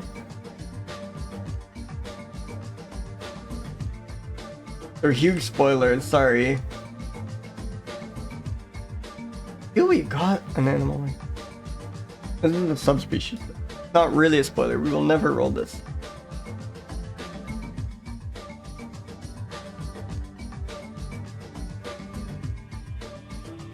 Maybe I wish I had a scaplemming named after me. Maybe that's the first note. If any of you ever find a scaplemming, you know, you should probably just name it after yourself, but I would appreciate it, is all I'm saying. Like maybe the first couple scaplemming species you discover, you can name after like close friends and family. But I hope by the time you get to like the 15th new scaplemming species you discover, you keep me in mind. I really appreciate it. Thank you, thank you.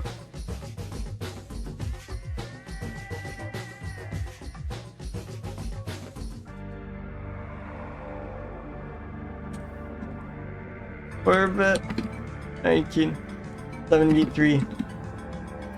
Foolishly uniting this very distinctive taxon, the Leucippe.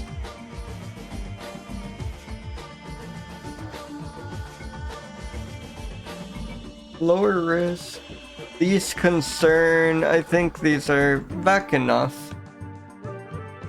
I think they'd be more back if there was like any information on them, you know? But the like stereotypical lemming is like too daring, but that whole thing is completely fake, so I can't factor that in.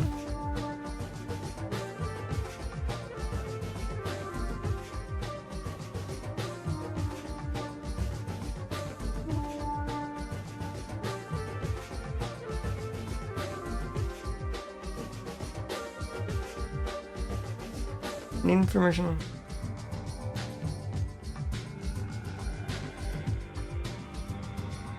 They hide away from predators. I mean, that's very fair, but they don't like confront them or anything, so maybe... No, it doesn't look daring, but maybe it's a bit braver than average. Maybe that's my read of it. I'm not getting much squiggliness out of this. I think I'm happy with this for przewalski's scaplemming.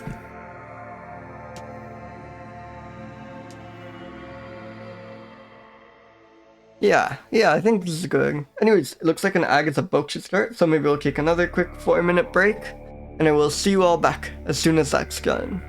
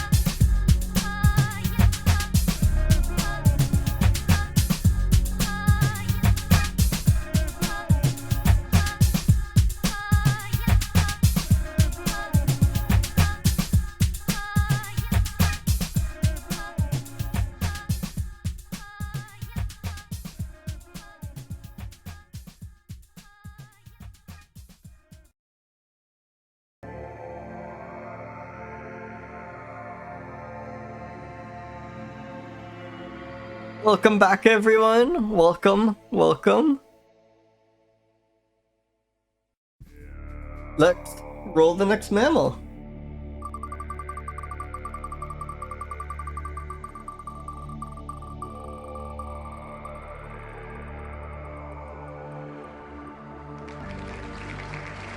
Ailurops? Melanotis. Huh.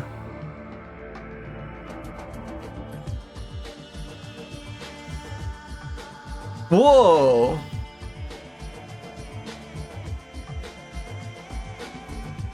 Oh my goodness. This is not a kind of creature. It's a marsupial, I guess. It gets couscous, apparently. Oh, we've got skunk behavior. Unfortunately, it's also critically endangered, but when alarmed, the Kellogg bear couscous emits a strong musk odor.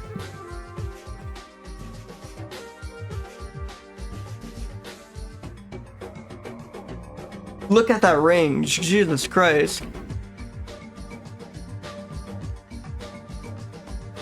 This is what bear couscous looks like. This is so weird. It's like... looks like a loris, maybe? It's not a primate. Yeah, just a couple of tiny islands. Does it say where? Yeah, you know... you know you have it rough when the island you are endemic to does not have a Wikipedia article. It is endemic to Salibabu Island. So it looked like a couple, but no, I think it is just one island there. If we really zoom in, it's just... well, here it makes it look like two. Oh, sorry, you can't see? There, now you should be able to see. Crazy.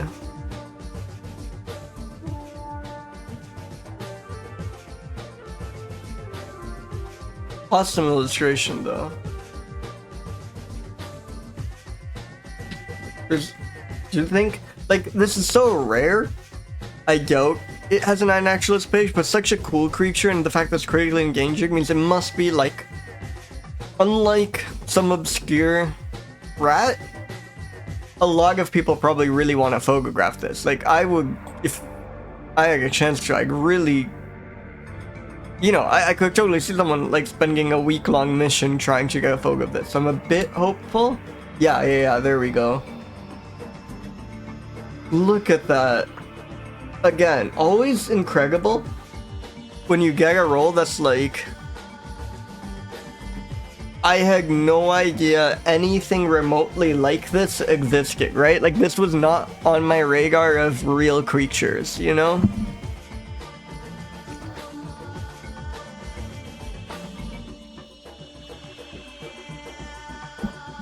Crazy. So weird. Yeah. It's shocking that but I wonder if it's just other bear couscouses have, like, more information? And this one is just very obscure comparatively. So there's, like, weirdly... it seems like there are only 2 of them. And there's really not much information on bear couscouses in general, which is quite weird. Arboreal, almost nothing is known of their status in ecology. And there's even debates about whether there are actually 2 species of them.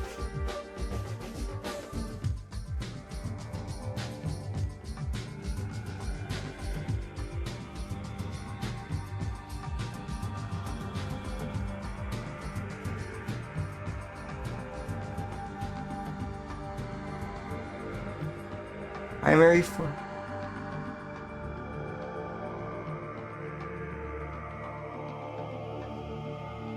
Described based on 3 19-inch specimens. Is known by a single 19-inch museum specimen from the island of Greater Sanguineus.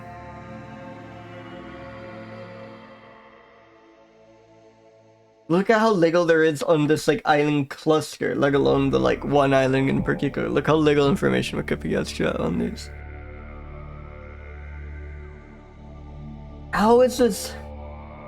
like, just given how little information this is, there has to be, like... almost no one... like, you here are probably among, I don't know, like, 0.01% of the world's population who is aware that the bear couscous exists. Isn't that insane?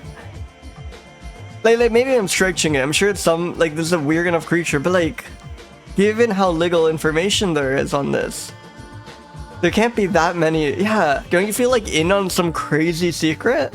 Like pull your friends. I feel like none of them are gonna know about the bear couscous. What's this like super family? Oh yeah, here already you're getting whoa, huge spiders. But a lot of like possums, a lot of couscouses. In fact, we had a couscous. I thought the name. Yes, I remember. This thing was so alien. This was like a roll maybe a month and a half ago. The couscous is so weird. The bear couscous is also weird. Yeah, exactly.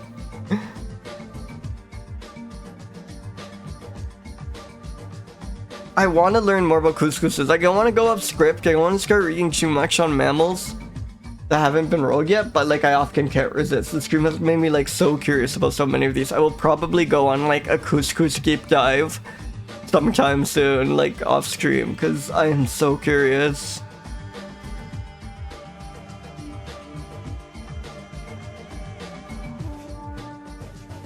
Yeah. It is very Muppet. It is extremely Muppet looking. That's a really good point.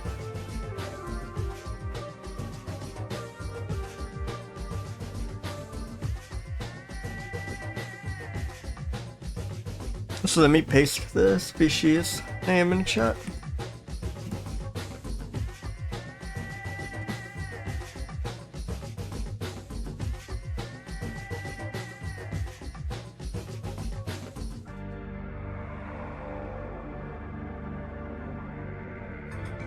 No, I haven't.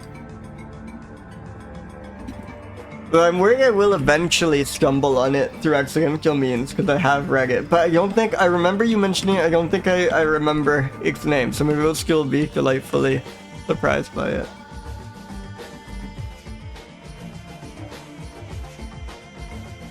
But yeah.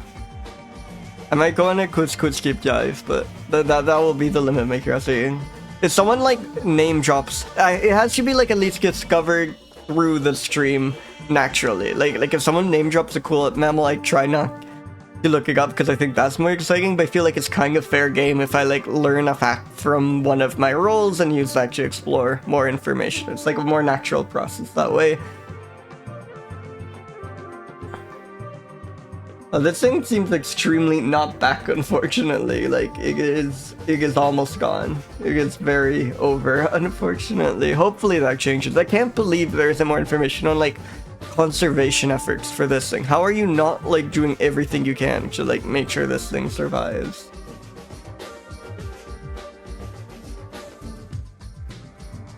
It looks maybe more brave than Gearing, but looks both. It looks very unafraid here. Like it's just staring you right in the eye.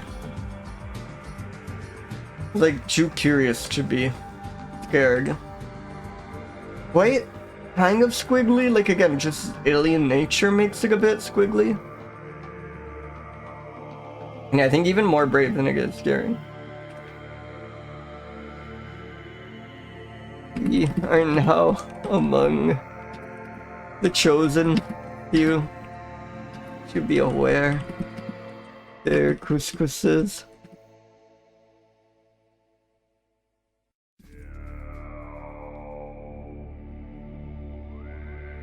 Extremely strange creature. How is so little known about this guy?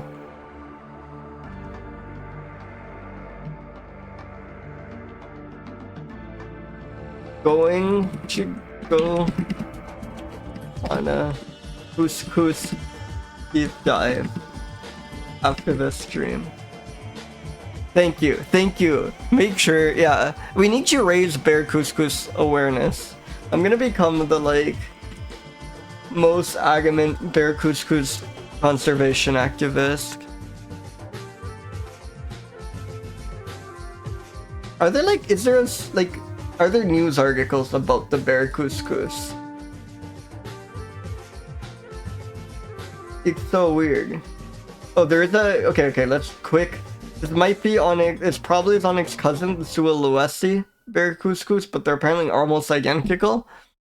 So I will let myself treat us to this video. Really cool.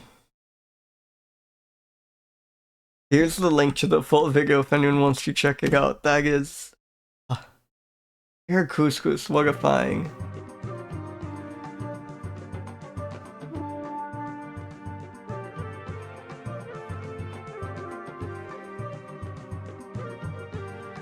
Okay, who's this image to? Carlos Bocos, of course. Another of the classics.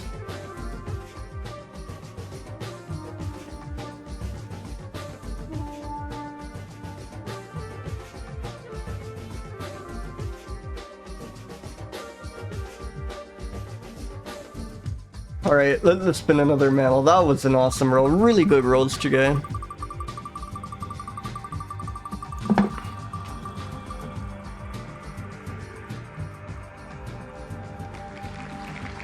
Neoromicia helios. The sun Neoromicia. I have no idea. Serotine, also formerly known as pipistrel vesper bat. Now we're back in familiar territory. Here's one of its relatives. Well, there's only two things in this genus. So I guess helios is just hellers. It's not actually sun thing at all.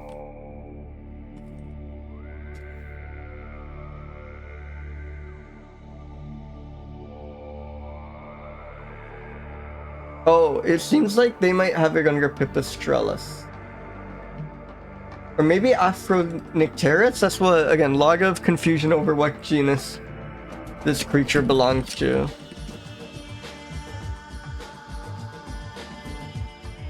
Yeah, unfortunately, it seems like we may only have jag ones.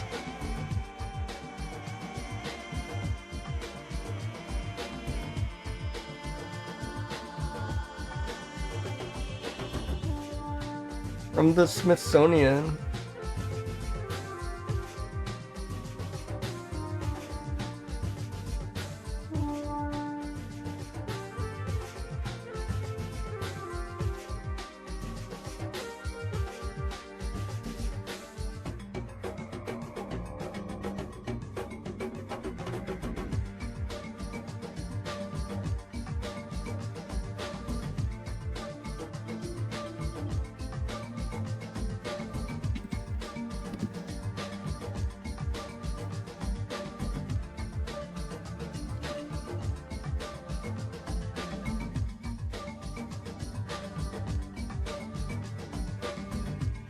Seems like this is the most common class name for this thing. Stupid.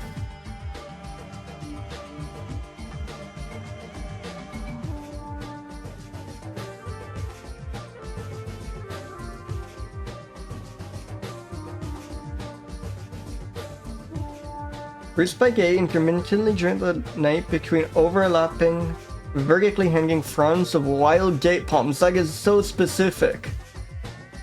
They roost in overlapping vertically hanging fronds of wild date palms. If your wild date palms fronds are too far apart, these things can't be bothered. Very picky. Oh, but also in small crevices around edges of roof thatched with bundles of palm fronds. Okay, also another hyper-specific place, and in crevices in vertical sections of thatch used to cover walls. Awesome. Predators include heart-nosed false vampires? Is this another bat? I don't think I knew there were bats that ate bats. Yeah, that's terrifying. This thing doesn't even seem particularly big. What the hell? You're telling me this is one of your predators? This little guy?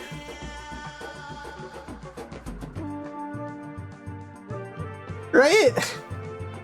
That's adorable. Look at those ears. How on earth is this one of your predators?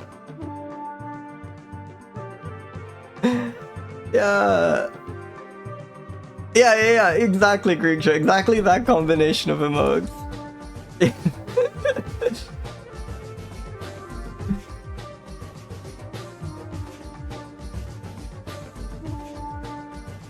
feeds on small insects.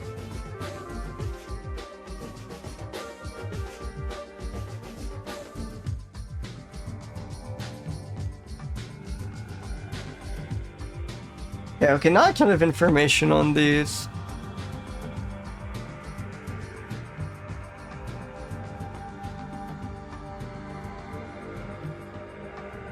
We're calling these We're calling it helios pipistrelle, but even though it's not.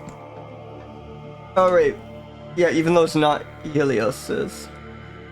Sorry, even though it's not a pipistrelle. That's good, I think. Also, GBIF concurs with Neoromicia, so maybe I'll go back to that. I'm sorry, this thing is Giga deficient on Ius and Regulus. I don't think this thing is back at all. Was there anything about how daring it was?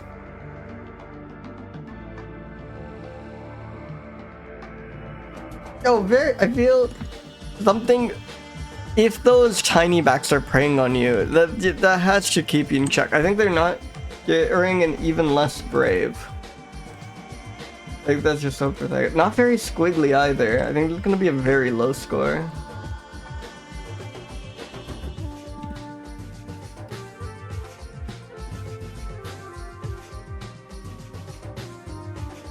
Raygon, bye. Nosed. A tiny, cute, silly looking bat. How does that thing prey on you? Not a pipistrelle? Despite the name. I think that's good. Not much to say about Neoromicia helios.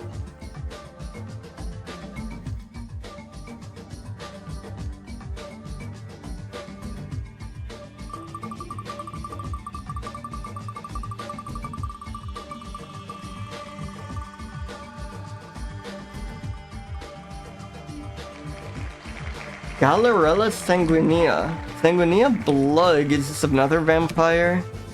Galarella feels like a vampire kind of genus. No, I am way off. The common slender mongoose, let's go. Look at that lovely coat. So mongoose I think will excel in brave and daring, because I think mongooses are like famous for taking on larger prey. Maybe not as much as like badgers, honey badgers are, but I think they are quite capable hunters. Look at that, really cool creature. That's awesome. It is a cat. Mongoose! Exactly.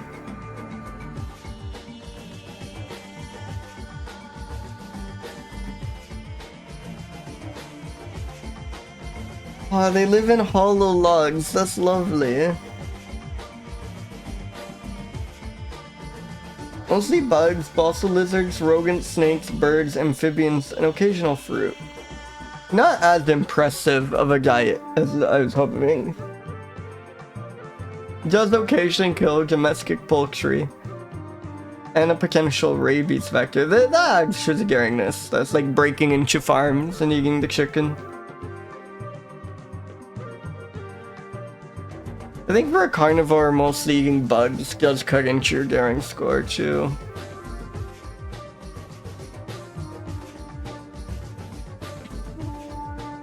What's the deal with Galarella? Galarella just seems like an old name for Herpestes, maybe? Yeah. Actually, first let's get more images. Let's get some more images.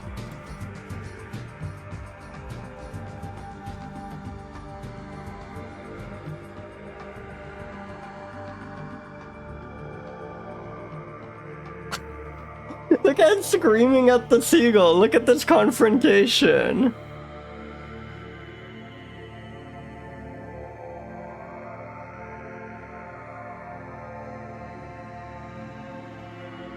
Is there any story here? No, just a log of...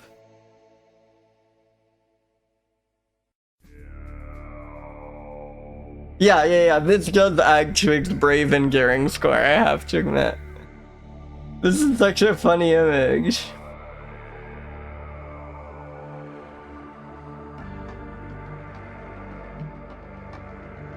Yeah, it does look like they're just bickering over something, not fighting. Check out the variety in the coat. Like, it's like... Here you have a pitch black one, but then this is in this crate. I actually really like... This might actually be the image I use. Look at this. It's like bright red. It's such a funny expression. Holy shit. There's so much variety to these.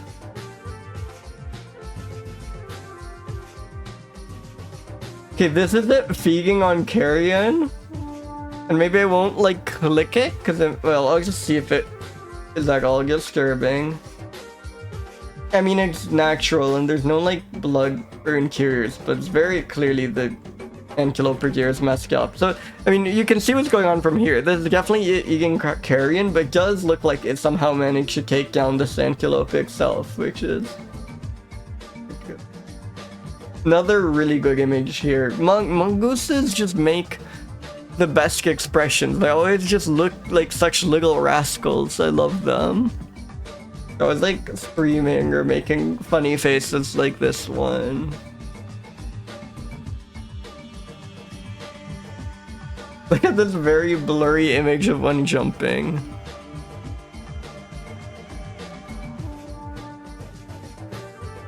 But yeah, I think I will go with this one. I am in love with this image.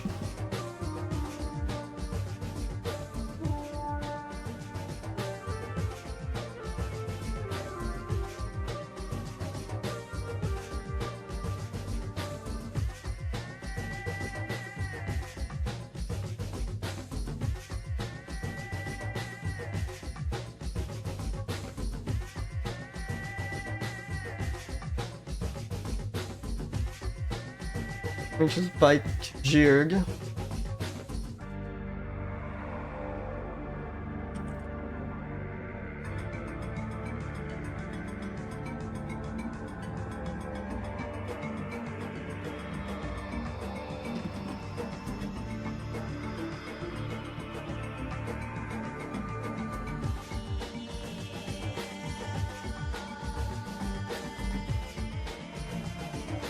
Is this not? No, this is a cat's bone. Here you go.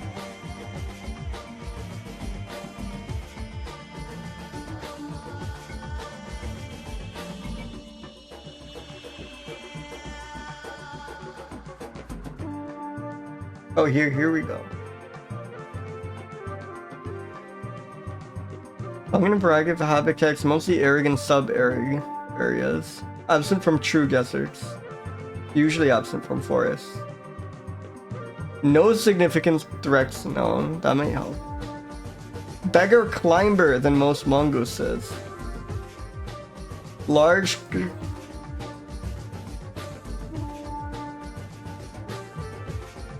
They do team up to defend their territory. That's neat.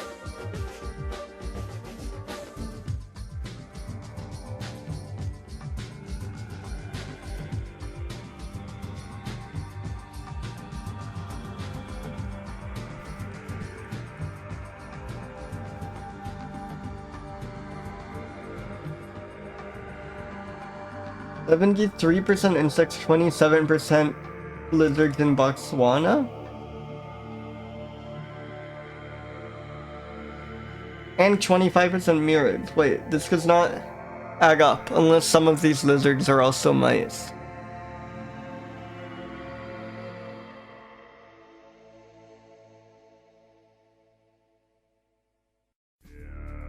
Well, they catch grasshoppers in flight. That definitely actually, these are quite daring. I'm just like, this is such a mess of a paragraph, right? Because it's just listing every subspecies in a clumsy way.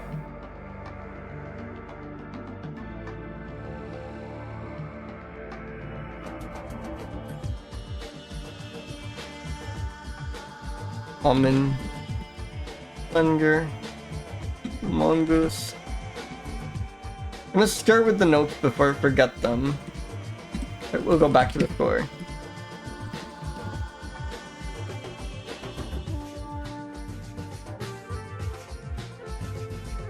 Hatches, grasshoppers, big flight.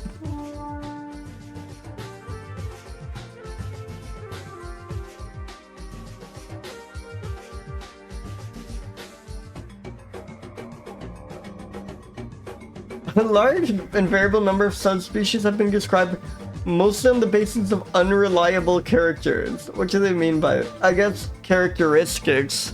That sounds like, well, we don't really trust these characters describing all of these subspecies.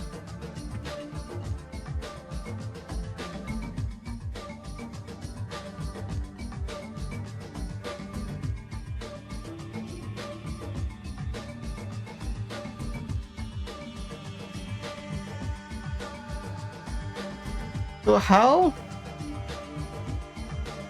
And mostly eats bugs. Least concern has a giant range, seems to be thriving. I think this is quite back. Yeah, I'm getting very daring and brave from this. Those images. It would get a bit more if it like hunted more impressive prey. Like very gapped. Is the mongoose squiggly? Wait, there is one image that I think presents a very good case for that. Actually, there are a few images. Like here it is already looking quite squiggly. And here. The one I had in mind was... Look at this. That is... It doesn't get much more squiggly than that as far as mammals are concerned, right? This one too. This is like a... 235 squiggly even. Extremely high score for this one. Yeah, exactly. It's just a sine wave.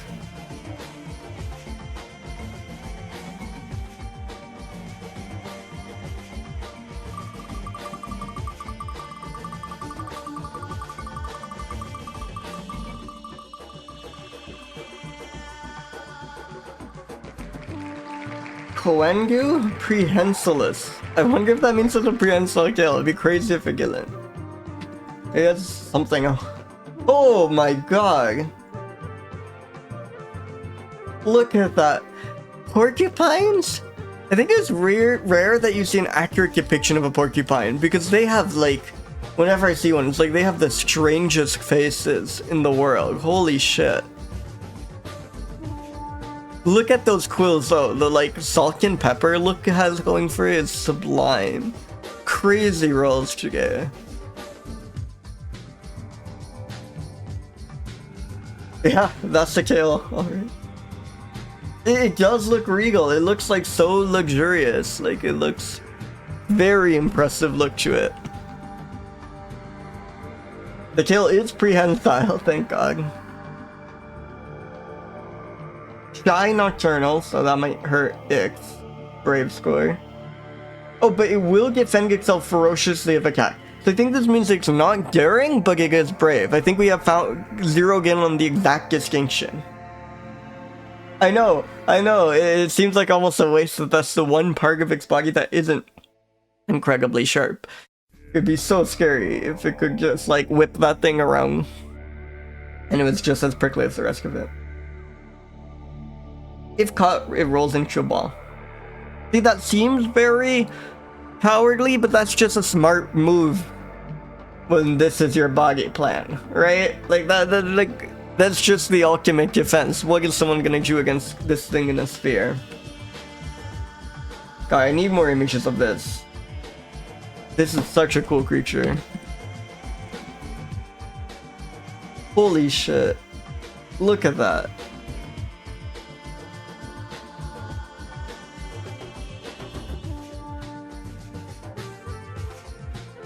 This is such a funny image. Don't like that. I'm going with this one.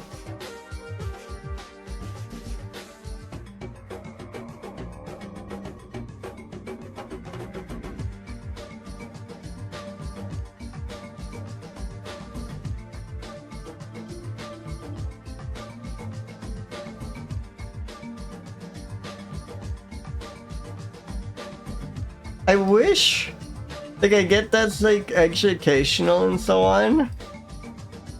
I do wish that a naturalist would, like, by default put warnings on the, like, gruesome roadkill ones, or at least, like, have a toggle for that. I mean, maybe there is. I really should look into it. I haven't even thought of the possible existence of such a thing.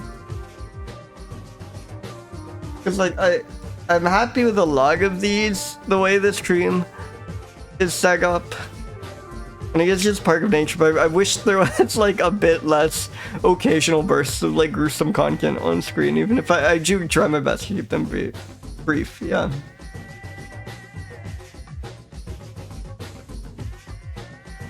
Holy shit, Brazilian porcupine is, like, I can't get over that coat. That is one of the, like, coolest looking animals I have ever seen on this.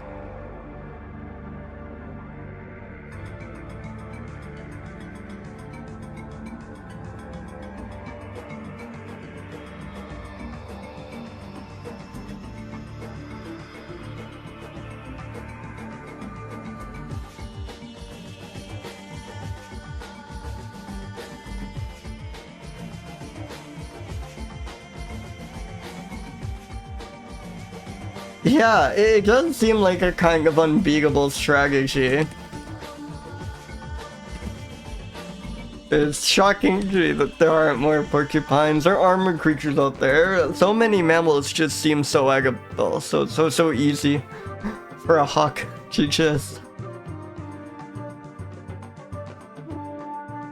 Let's read about these on GBIF. Holy shit.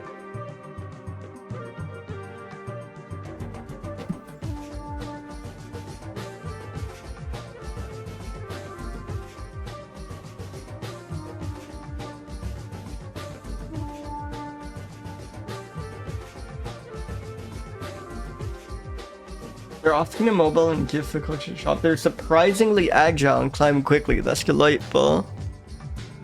I love imagining this thing being... And you think that would be the exact cost of covering yourself in, like, these giant spikes. So that'd be hard for you to move around. But no, it seems like there's no downside.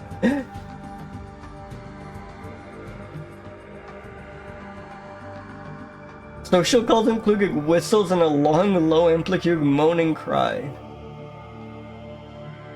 Oh, they're kind of perverts. Males and females rub and males mark females with urine. Jeez.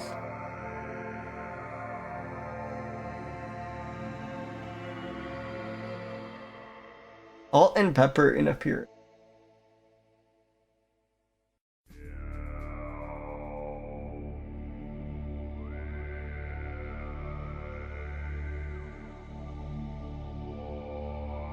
Insane. Jesus, feral dogs regularly eat Brazilian porcupines. I did not expect that. That seems so hard for a dog to eat.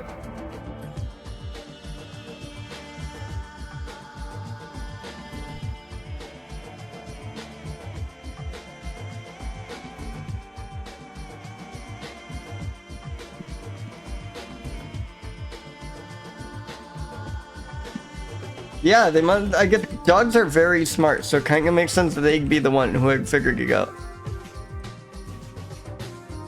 So yeah, our conclusion was that they're not daring, or at least my conclusion. I shouldn't bundle all of you with this, but they are brave because they're like shy and timid creatures, but they will ferociously defend themselves when attacked. Is what it's saying. A bit squiggly.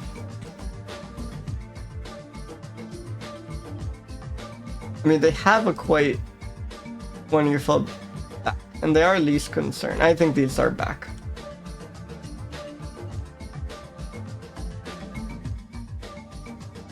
That's just, yeah. I think I have heard about, like, people getting porcupine quills removed from their dog's face and stuff or something. I feel like I've seen images. Sorry. They do have spines on their back. That's back.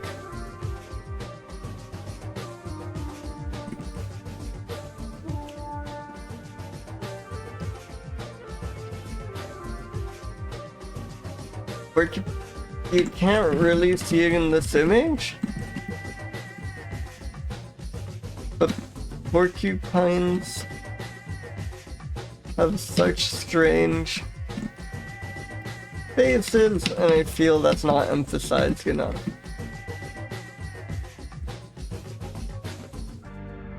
A porcupine? I guess it's because they're defenders, not attackers. That's why their prehensile tail doesn't have quills. But you still think that'd be a useful tool in defending yourself from predator? I have no idea. Prehensile tail sounds so scary, but somehow that's the only part of it not covered in sharp quills. Really cool creature.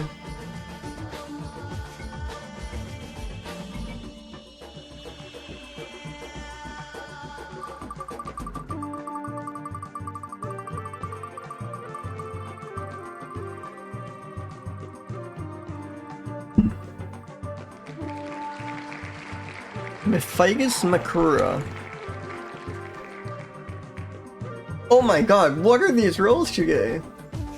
The hooded skunk. Really cool. Yeah, this is not the typical like skunk with a thin stripe on its back. Look at this like pattern it has, where there's just the whole back of it is that bright white.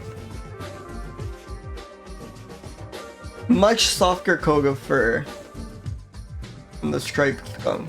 Yeah, these are the skunks I'm used to seeing. These guys. Two cats today, exactly. It's like a feliform. No, it's actually like, it's not a musculig, but it's a musculoid.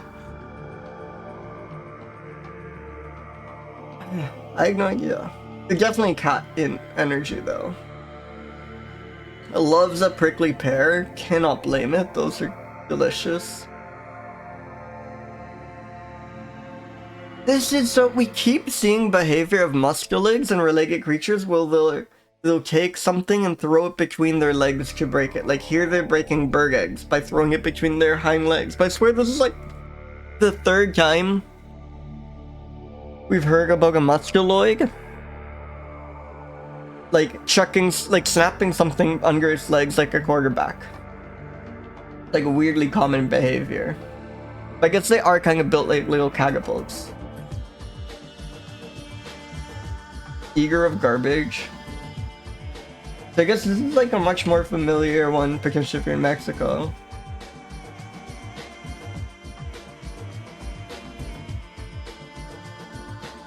Shelter in a burrow.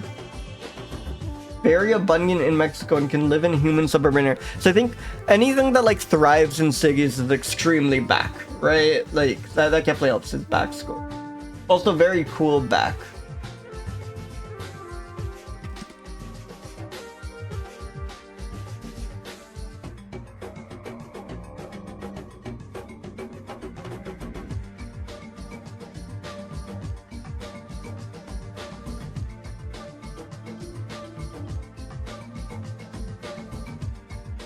Oh, I like that someone just identified these paw prints.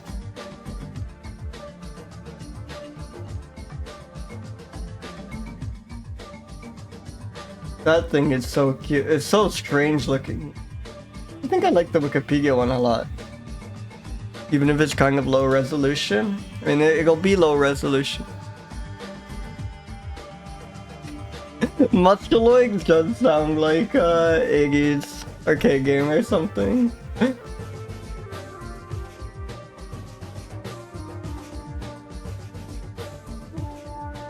That tail is so impressive. I've flung it too.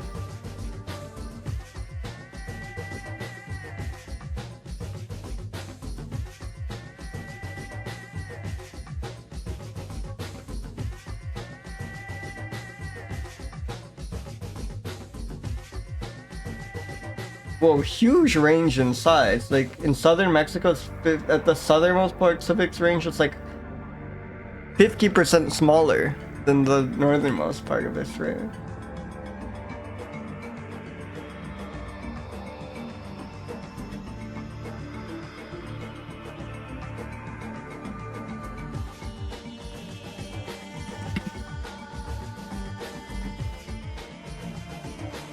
Yeah, I don't know if that really occurred to me. I think it only came because I was like looking at some taxonomy thing and I ran into the like genus or whatever.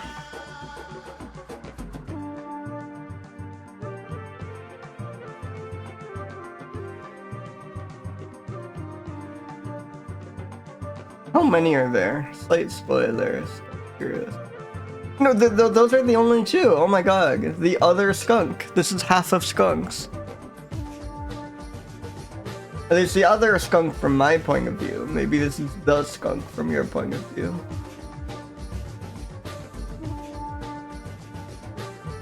They're a bit shyer than humans, but still not that shy. Still love digging up digging in trash. Yeah, one of two. Crazy.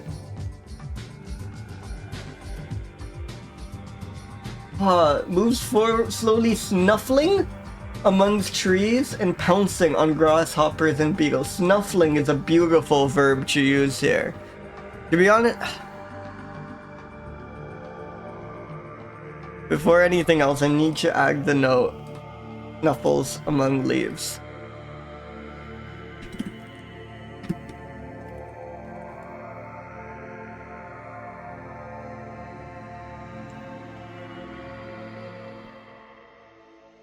So yeah, again, thrives in cities. This thing is extremely back.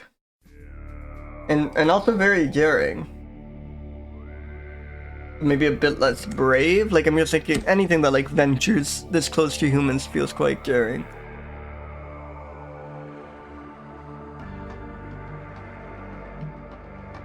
Yeah, I've never had one in my house, but I have seen skunks all the time. Where I like grew up, at least, they were like very commonplace. They are so cute. I think that's something a lot of the images don't really do justice to. It's so sad. You kind of like wanna stay near one and like approaching and take photos and stuff, but there's just so an inherent risk whenever you are anywhere near a skunk that kind of keeps that in check. But yeah, if you get a chance, that is one of the best animals I would like commonly see.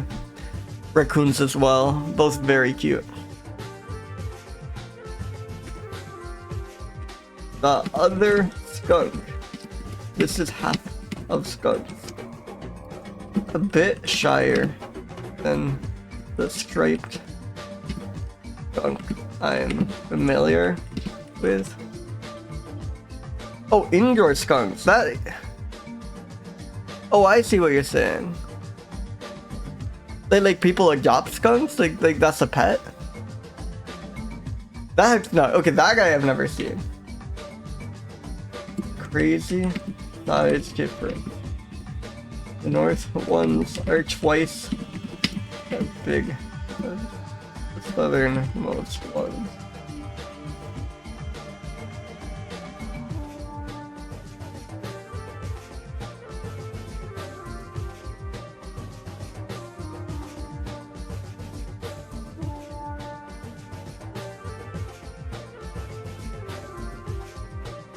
Yeah, I know, like, doesn't this happen to, like, ferrets, too? Obviously, there's skunk blang as well, but this is, like, some controversial thing in, like, raising ferrets, I think, about whether you remove the stink glands or not.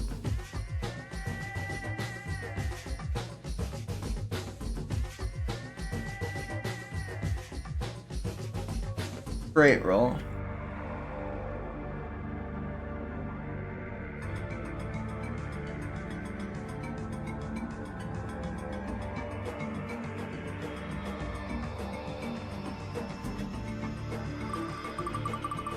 Okay, let's spin another mammal.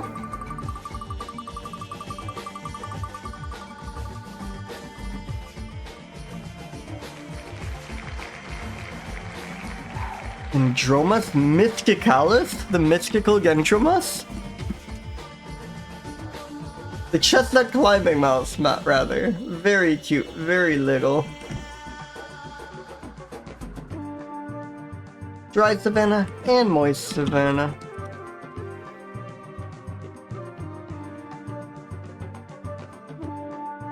It is a magic mouse. Look at it up on this twig.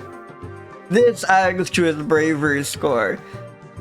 How is this physically possible? I guess I don't see the like overall structure. It's probably that this twig has like kind of a sturdier truncus attached to. But yeah, this mouse looks so brave here. So I love when something gets described as a climbing mouse. I think that's so cute.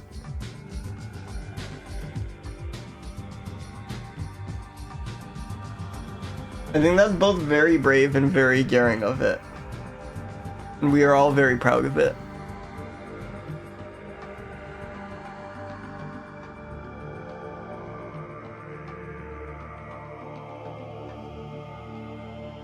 Mike Adams 13.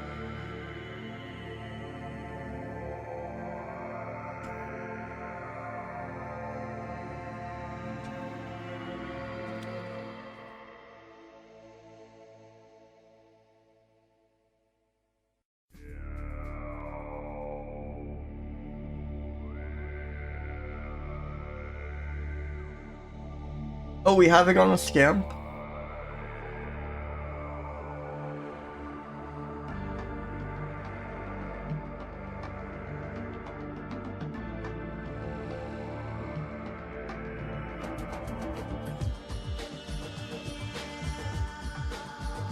Now I get a ton of information on these. Guess we kind of have to mostly go by the image. Thank God we have this image though, it really does say a lot.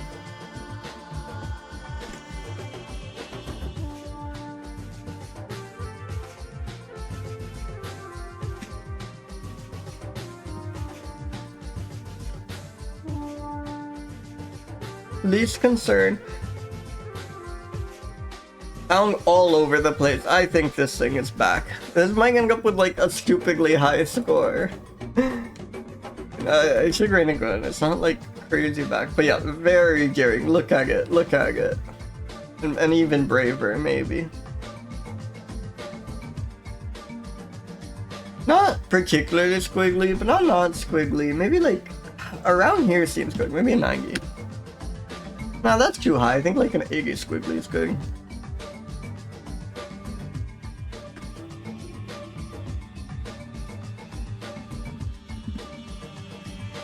What are you chewing up there? Are you sure it's safe?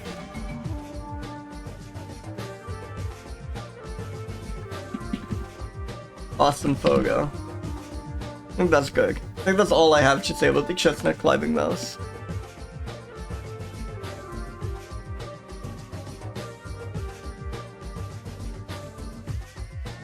Don't think I quite have enough time for another mammal before the ad break, but maybe I will run them a little early, and I will see you all in 4 minutes.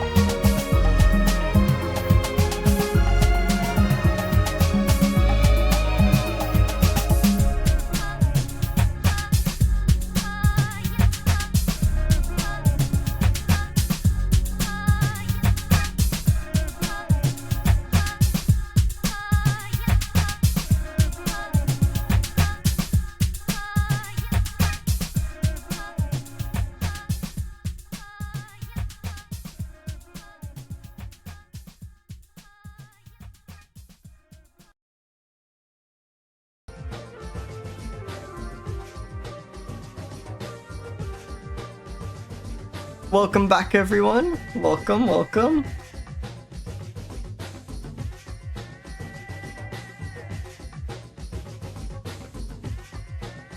Lex, been a mammal.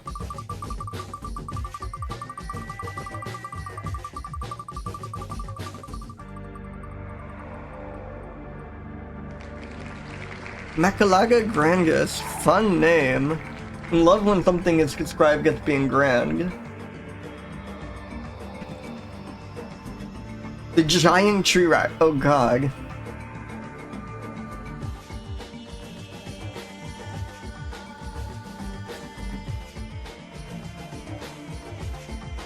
Wait, no, this is not it. This is a mollusk.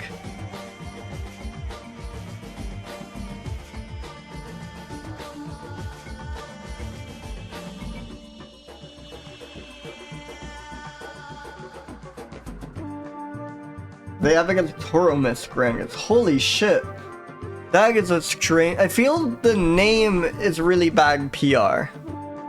Like if this was called, I don't know, the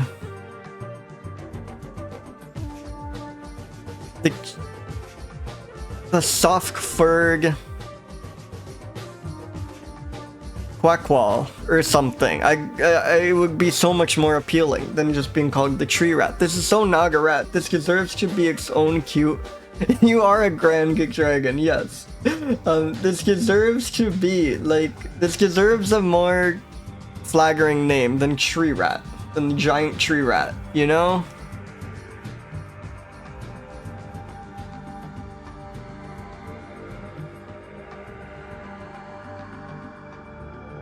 Are there other...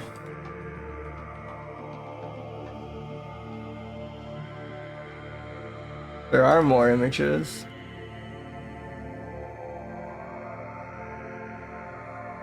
Yeah, so yeah, PR nightmare once again. Next naming.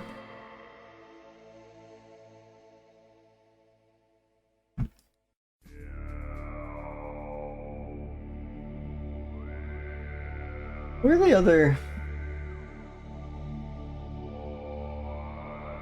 Yeah, we've been here before, but this is just like a log of spiny rats. Yeah, Pseudomys does seem like the more modern name. The only member of its genus.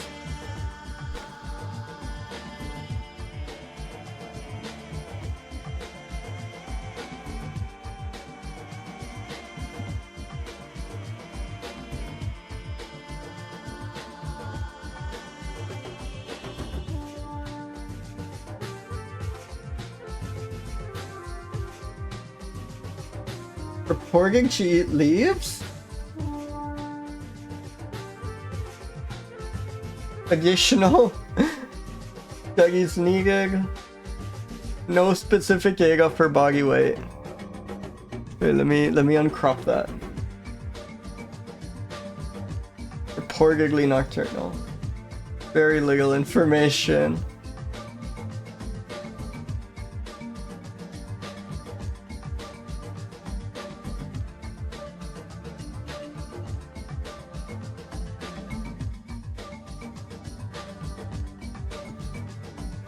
Again, Pseudomys grangus is the more modern name, it seems.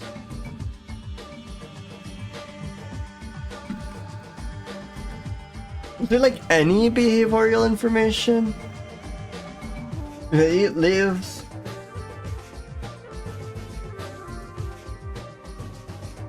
Least concern? A little back. I'm not gonna... It looks quite brave here. I will hand it to it. Maybe more brave than Gehring, though. And quite squiggly.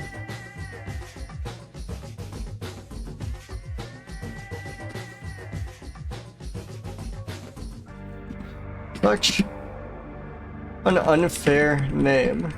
This thing is so cool. How can you just call it giant tree rat? Probably eats leaves? I think that's good.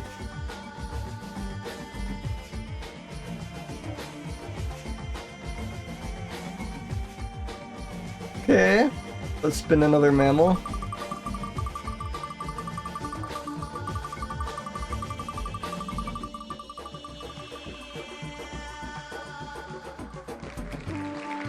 Herpestes, so this is gonna be a flying fox and fawn like a deer. Crazy.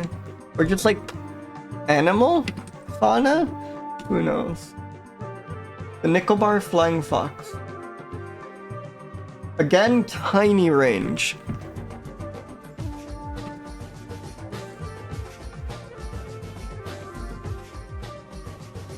No photos. No observations.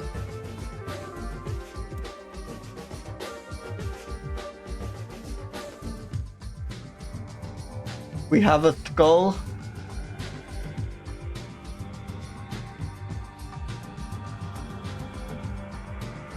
In rainy seasons when preferred food trees bloom. Also a ton of fake fruits. Bombax, Didigium, Ficus. Oh wait, Ficus is just fig. Another fig eater. They all eat figs. Occasionally kept as a pet? I don't think I've ever heard of pet bats just by doing this stream for so long. Crazy. That's pretty cool though.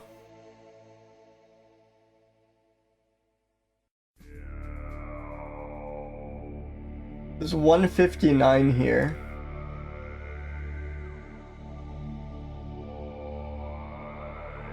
Oh, that is quite cute. Incredibly visible penis.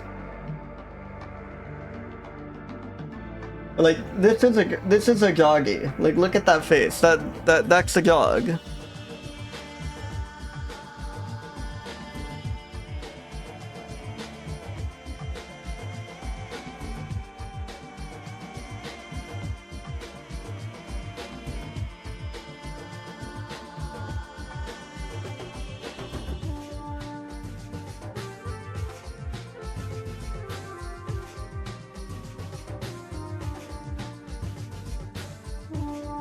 The bat issue of Handbook of Mammal Species of the World.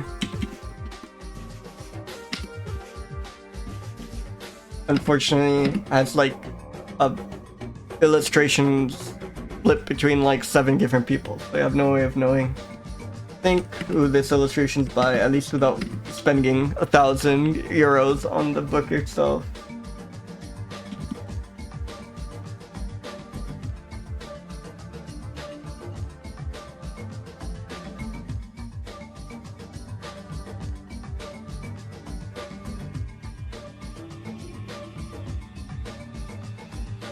This was the Nicobar flying fox.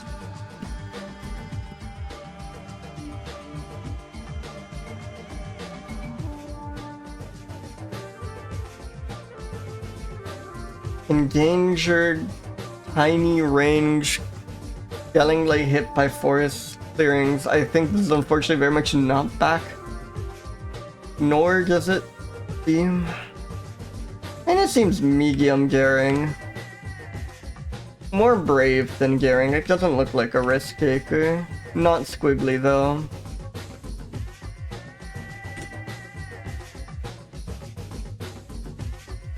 Times kept as a pet. Pet bats are crazy to imagine.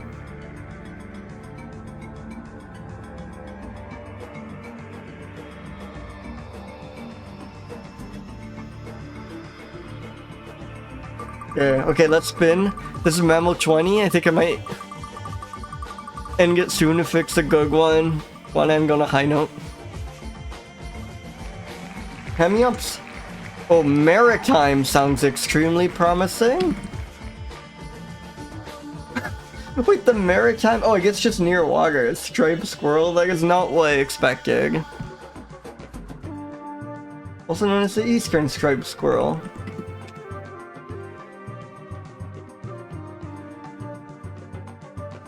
Oh, look at this aesthetic image with the cherry blossoms. Holy shit.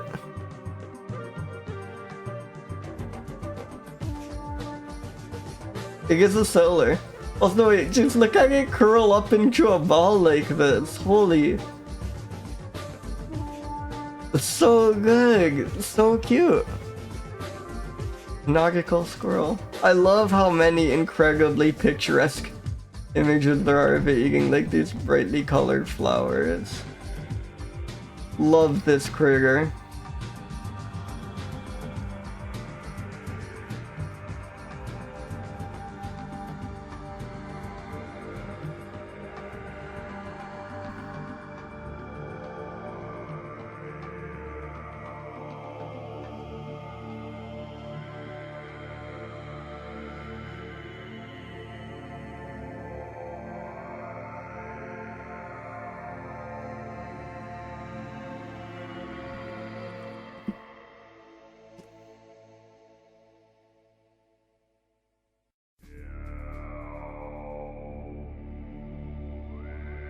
It clucks?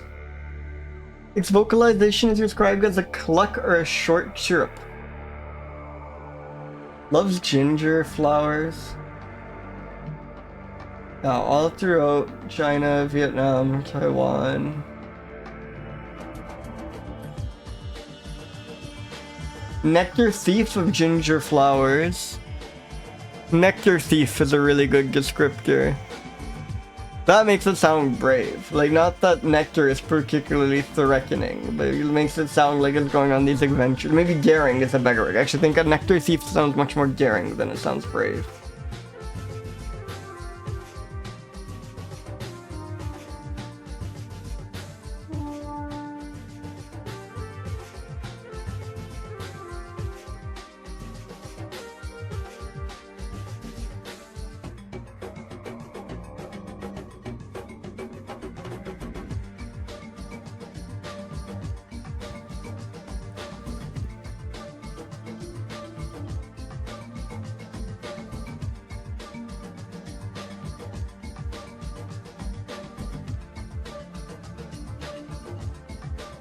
Least concern, wide range. I'm thinking this is back.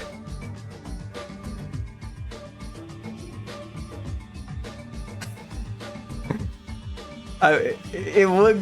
Maybe that's right. Maybe that's sneaky. Yeah. Exactly. It's daring, but it's not brave. It wouldn't be all sneaky about how it feels. It is quite squiggly though.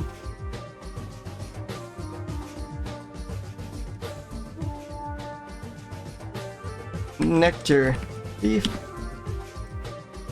Actually, it's very squiggly, right? We saw that one image where it was like curled up into like you can't say this thing is not extremely squiggly.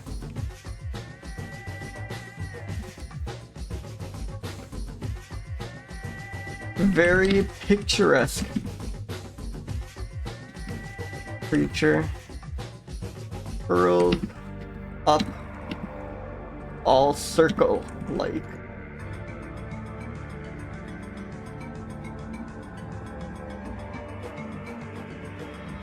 Oh, it's kind of evil. Biting base of flower to get nectar without pollinating the flower. So goes out of its way not to pollinate.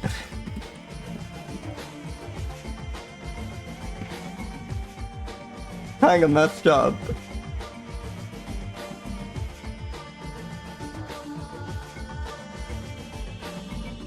Yeah. I think we can do better. Let's roll one more.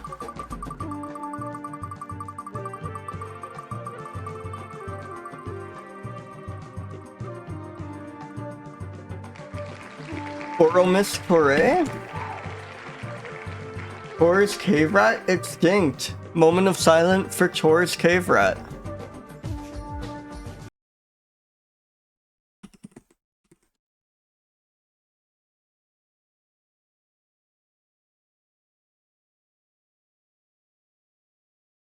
Thank you for joining me in this moment of silence for Tor's cave rat. That's been another mammal. Oh, its whole genus is extinct. I wonder if this was the only one.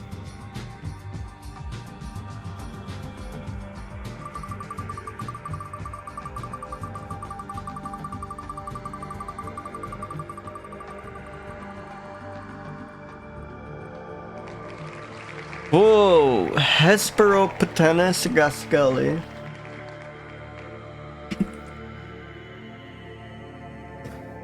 Awesome.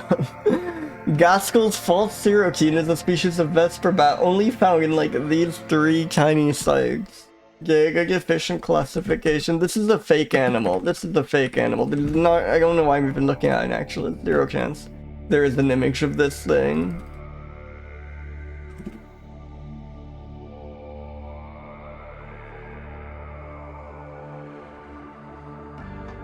Was caught in a small clearing on a cover path at the edge of primary forest 10 meters above sea level. Single specimen was caught in a herp trap with its top 3 meters above ground.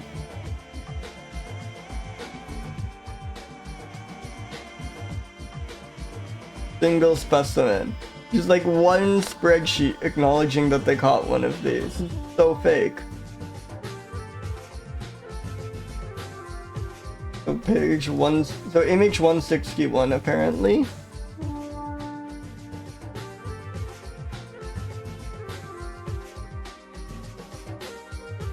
There we are. Oh, look at that smug expression.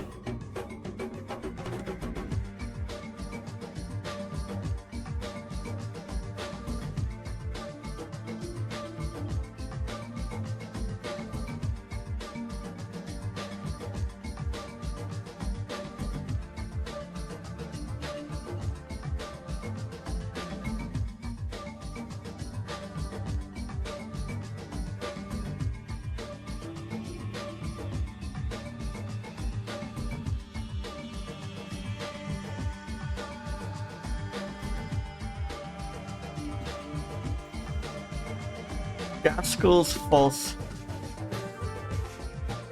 cerokine. I'm gonna kind of speed run through this one. There's no information. I'm going purely off vibes. It only caught flies in like it was found in a covered forest, which seems not daring to me. You know what? Squigglier than most bats. Still not squiggly overall, but there's some squiggles going on here. We allegedly caught a single one of these sometime.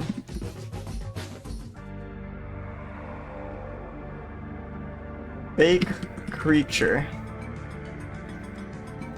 Good illustration, though. Okay. Let's roll one more. Let's roll one more. That one was. We can't end on Gaskell's fake cerokine.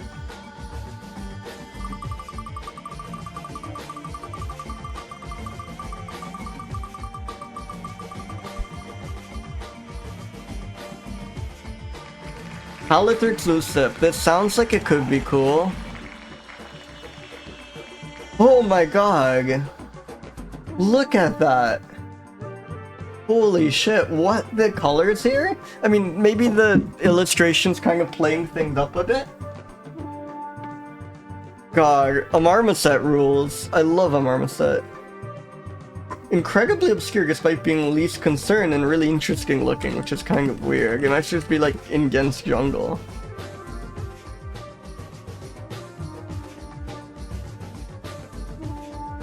Whoa, I'm not getting anything. Oh, it seems like it's actually Mico leucippe. I think Wikipedia's like the same thing. Yeah. Seems like we have updated the genus of this thing. Oh, check this out. It really looks like an albino. I'm not used to mammals having such bright white fur so uniformly. Extremely cute guy. Welcome. Oh. It kind of looks like a... I don't know, like a fantasy creature. Do you know what I mean? Like this looks like it'd be in Lord of the Rings or something. Again, looks a bit magical. Looks very wise. I think this is the perfect one to end gig on. Yeah. The mustache is excellent. Some like the Emperor Cameron. Some mammals have, some primates have glorious mustaches. This is a bit more of a subdued mustache, but it is a very good mustache. And the ears, these like crazy ears. God, that's really good.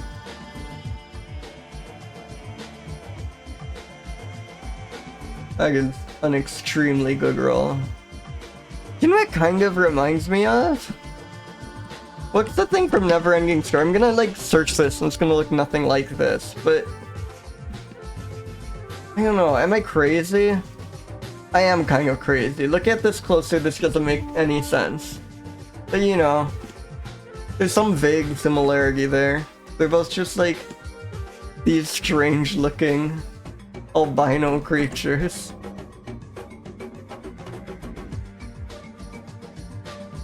Very cool. Who's this image from?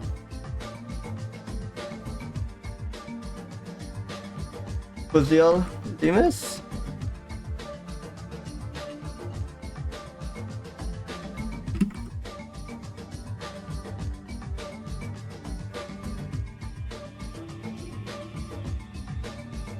The white marmoset.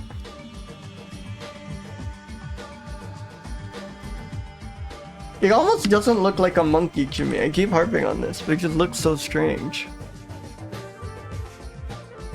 Yeah, absolutely. It's something about the energy it has. It's like friendly, but a bit intimidating. I think that's exactly right. They are least concerned. They seem to be thriving. They're just really cool, even though they have a tiny range. I think these are kind of back.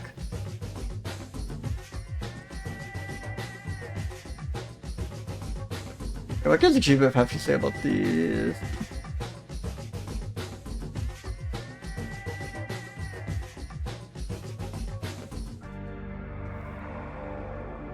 Oh man, look at some of these images. Crazy.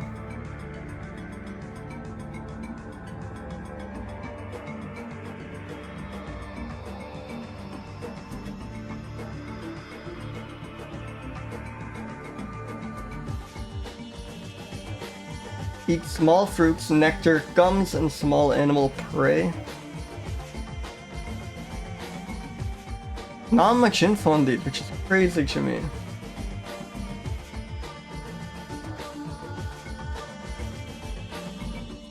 I just have to go on vibes for the daring and brave part.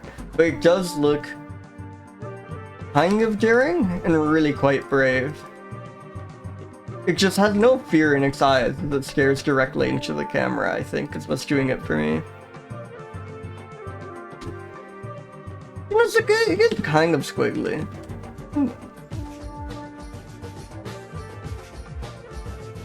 Magical. Crazy to get that bright white uniform coat. Incredible ear situation. Really good mustache situation. I love the white marmoset. It's actually crazy to me that its range can be this and that it's least concerned, but I guess it's just thriving in that one spot.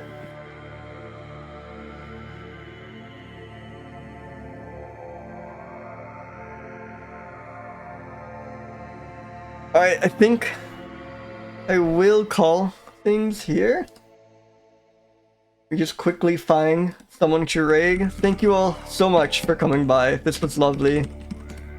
I will see you all next time. A lot of people live.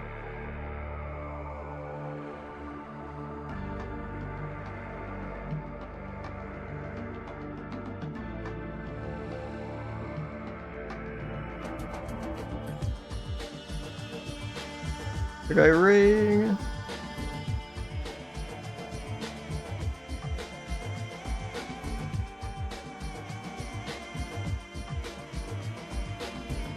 Oh, Happy Toaster is drawing Dora 3.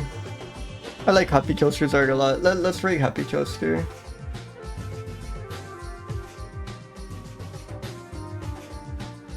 Thank you all so much for coming by. I will see you all next time.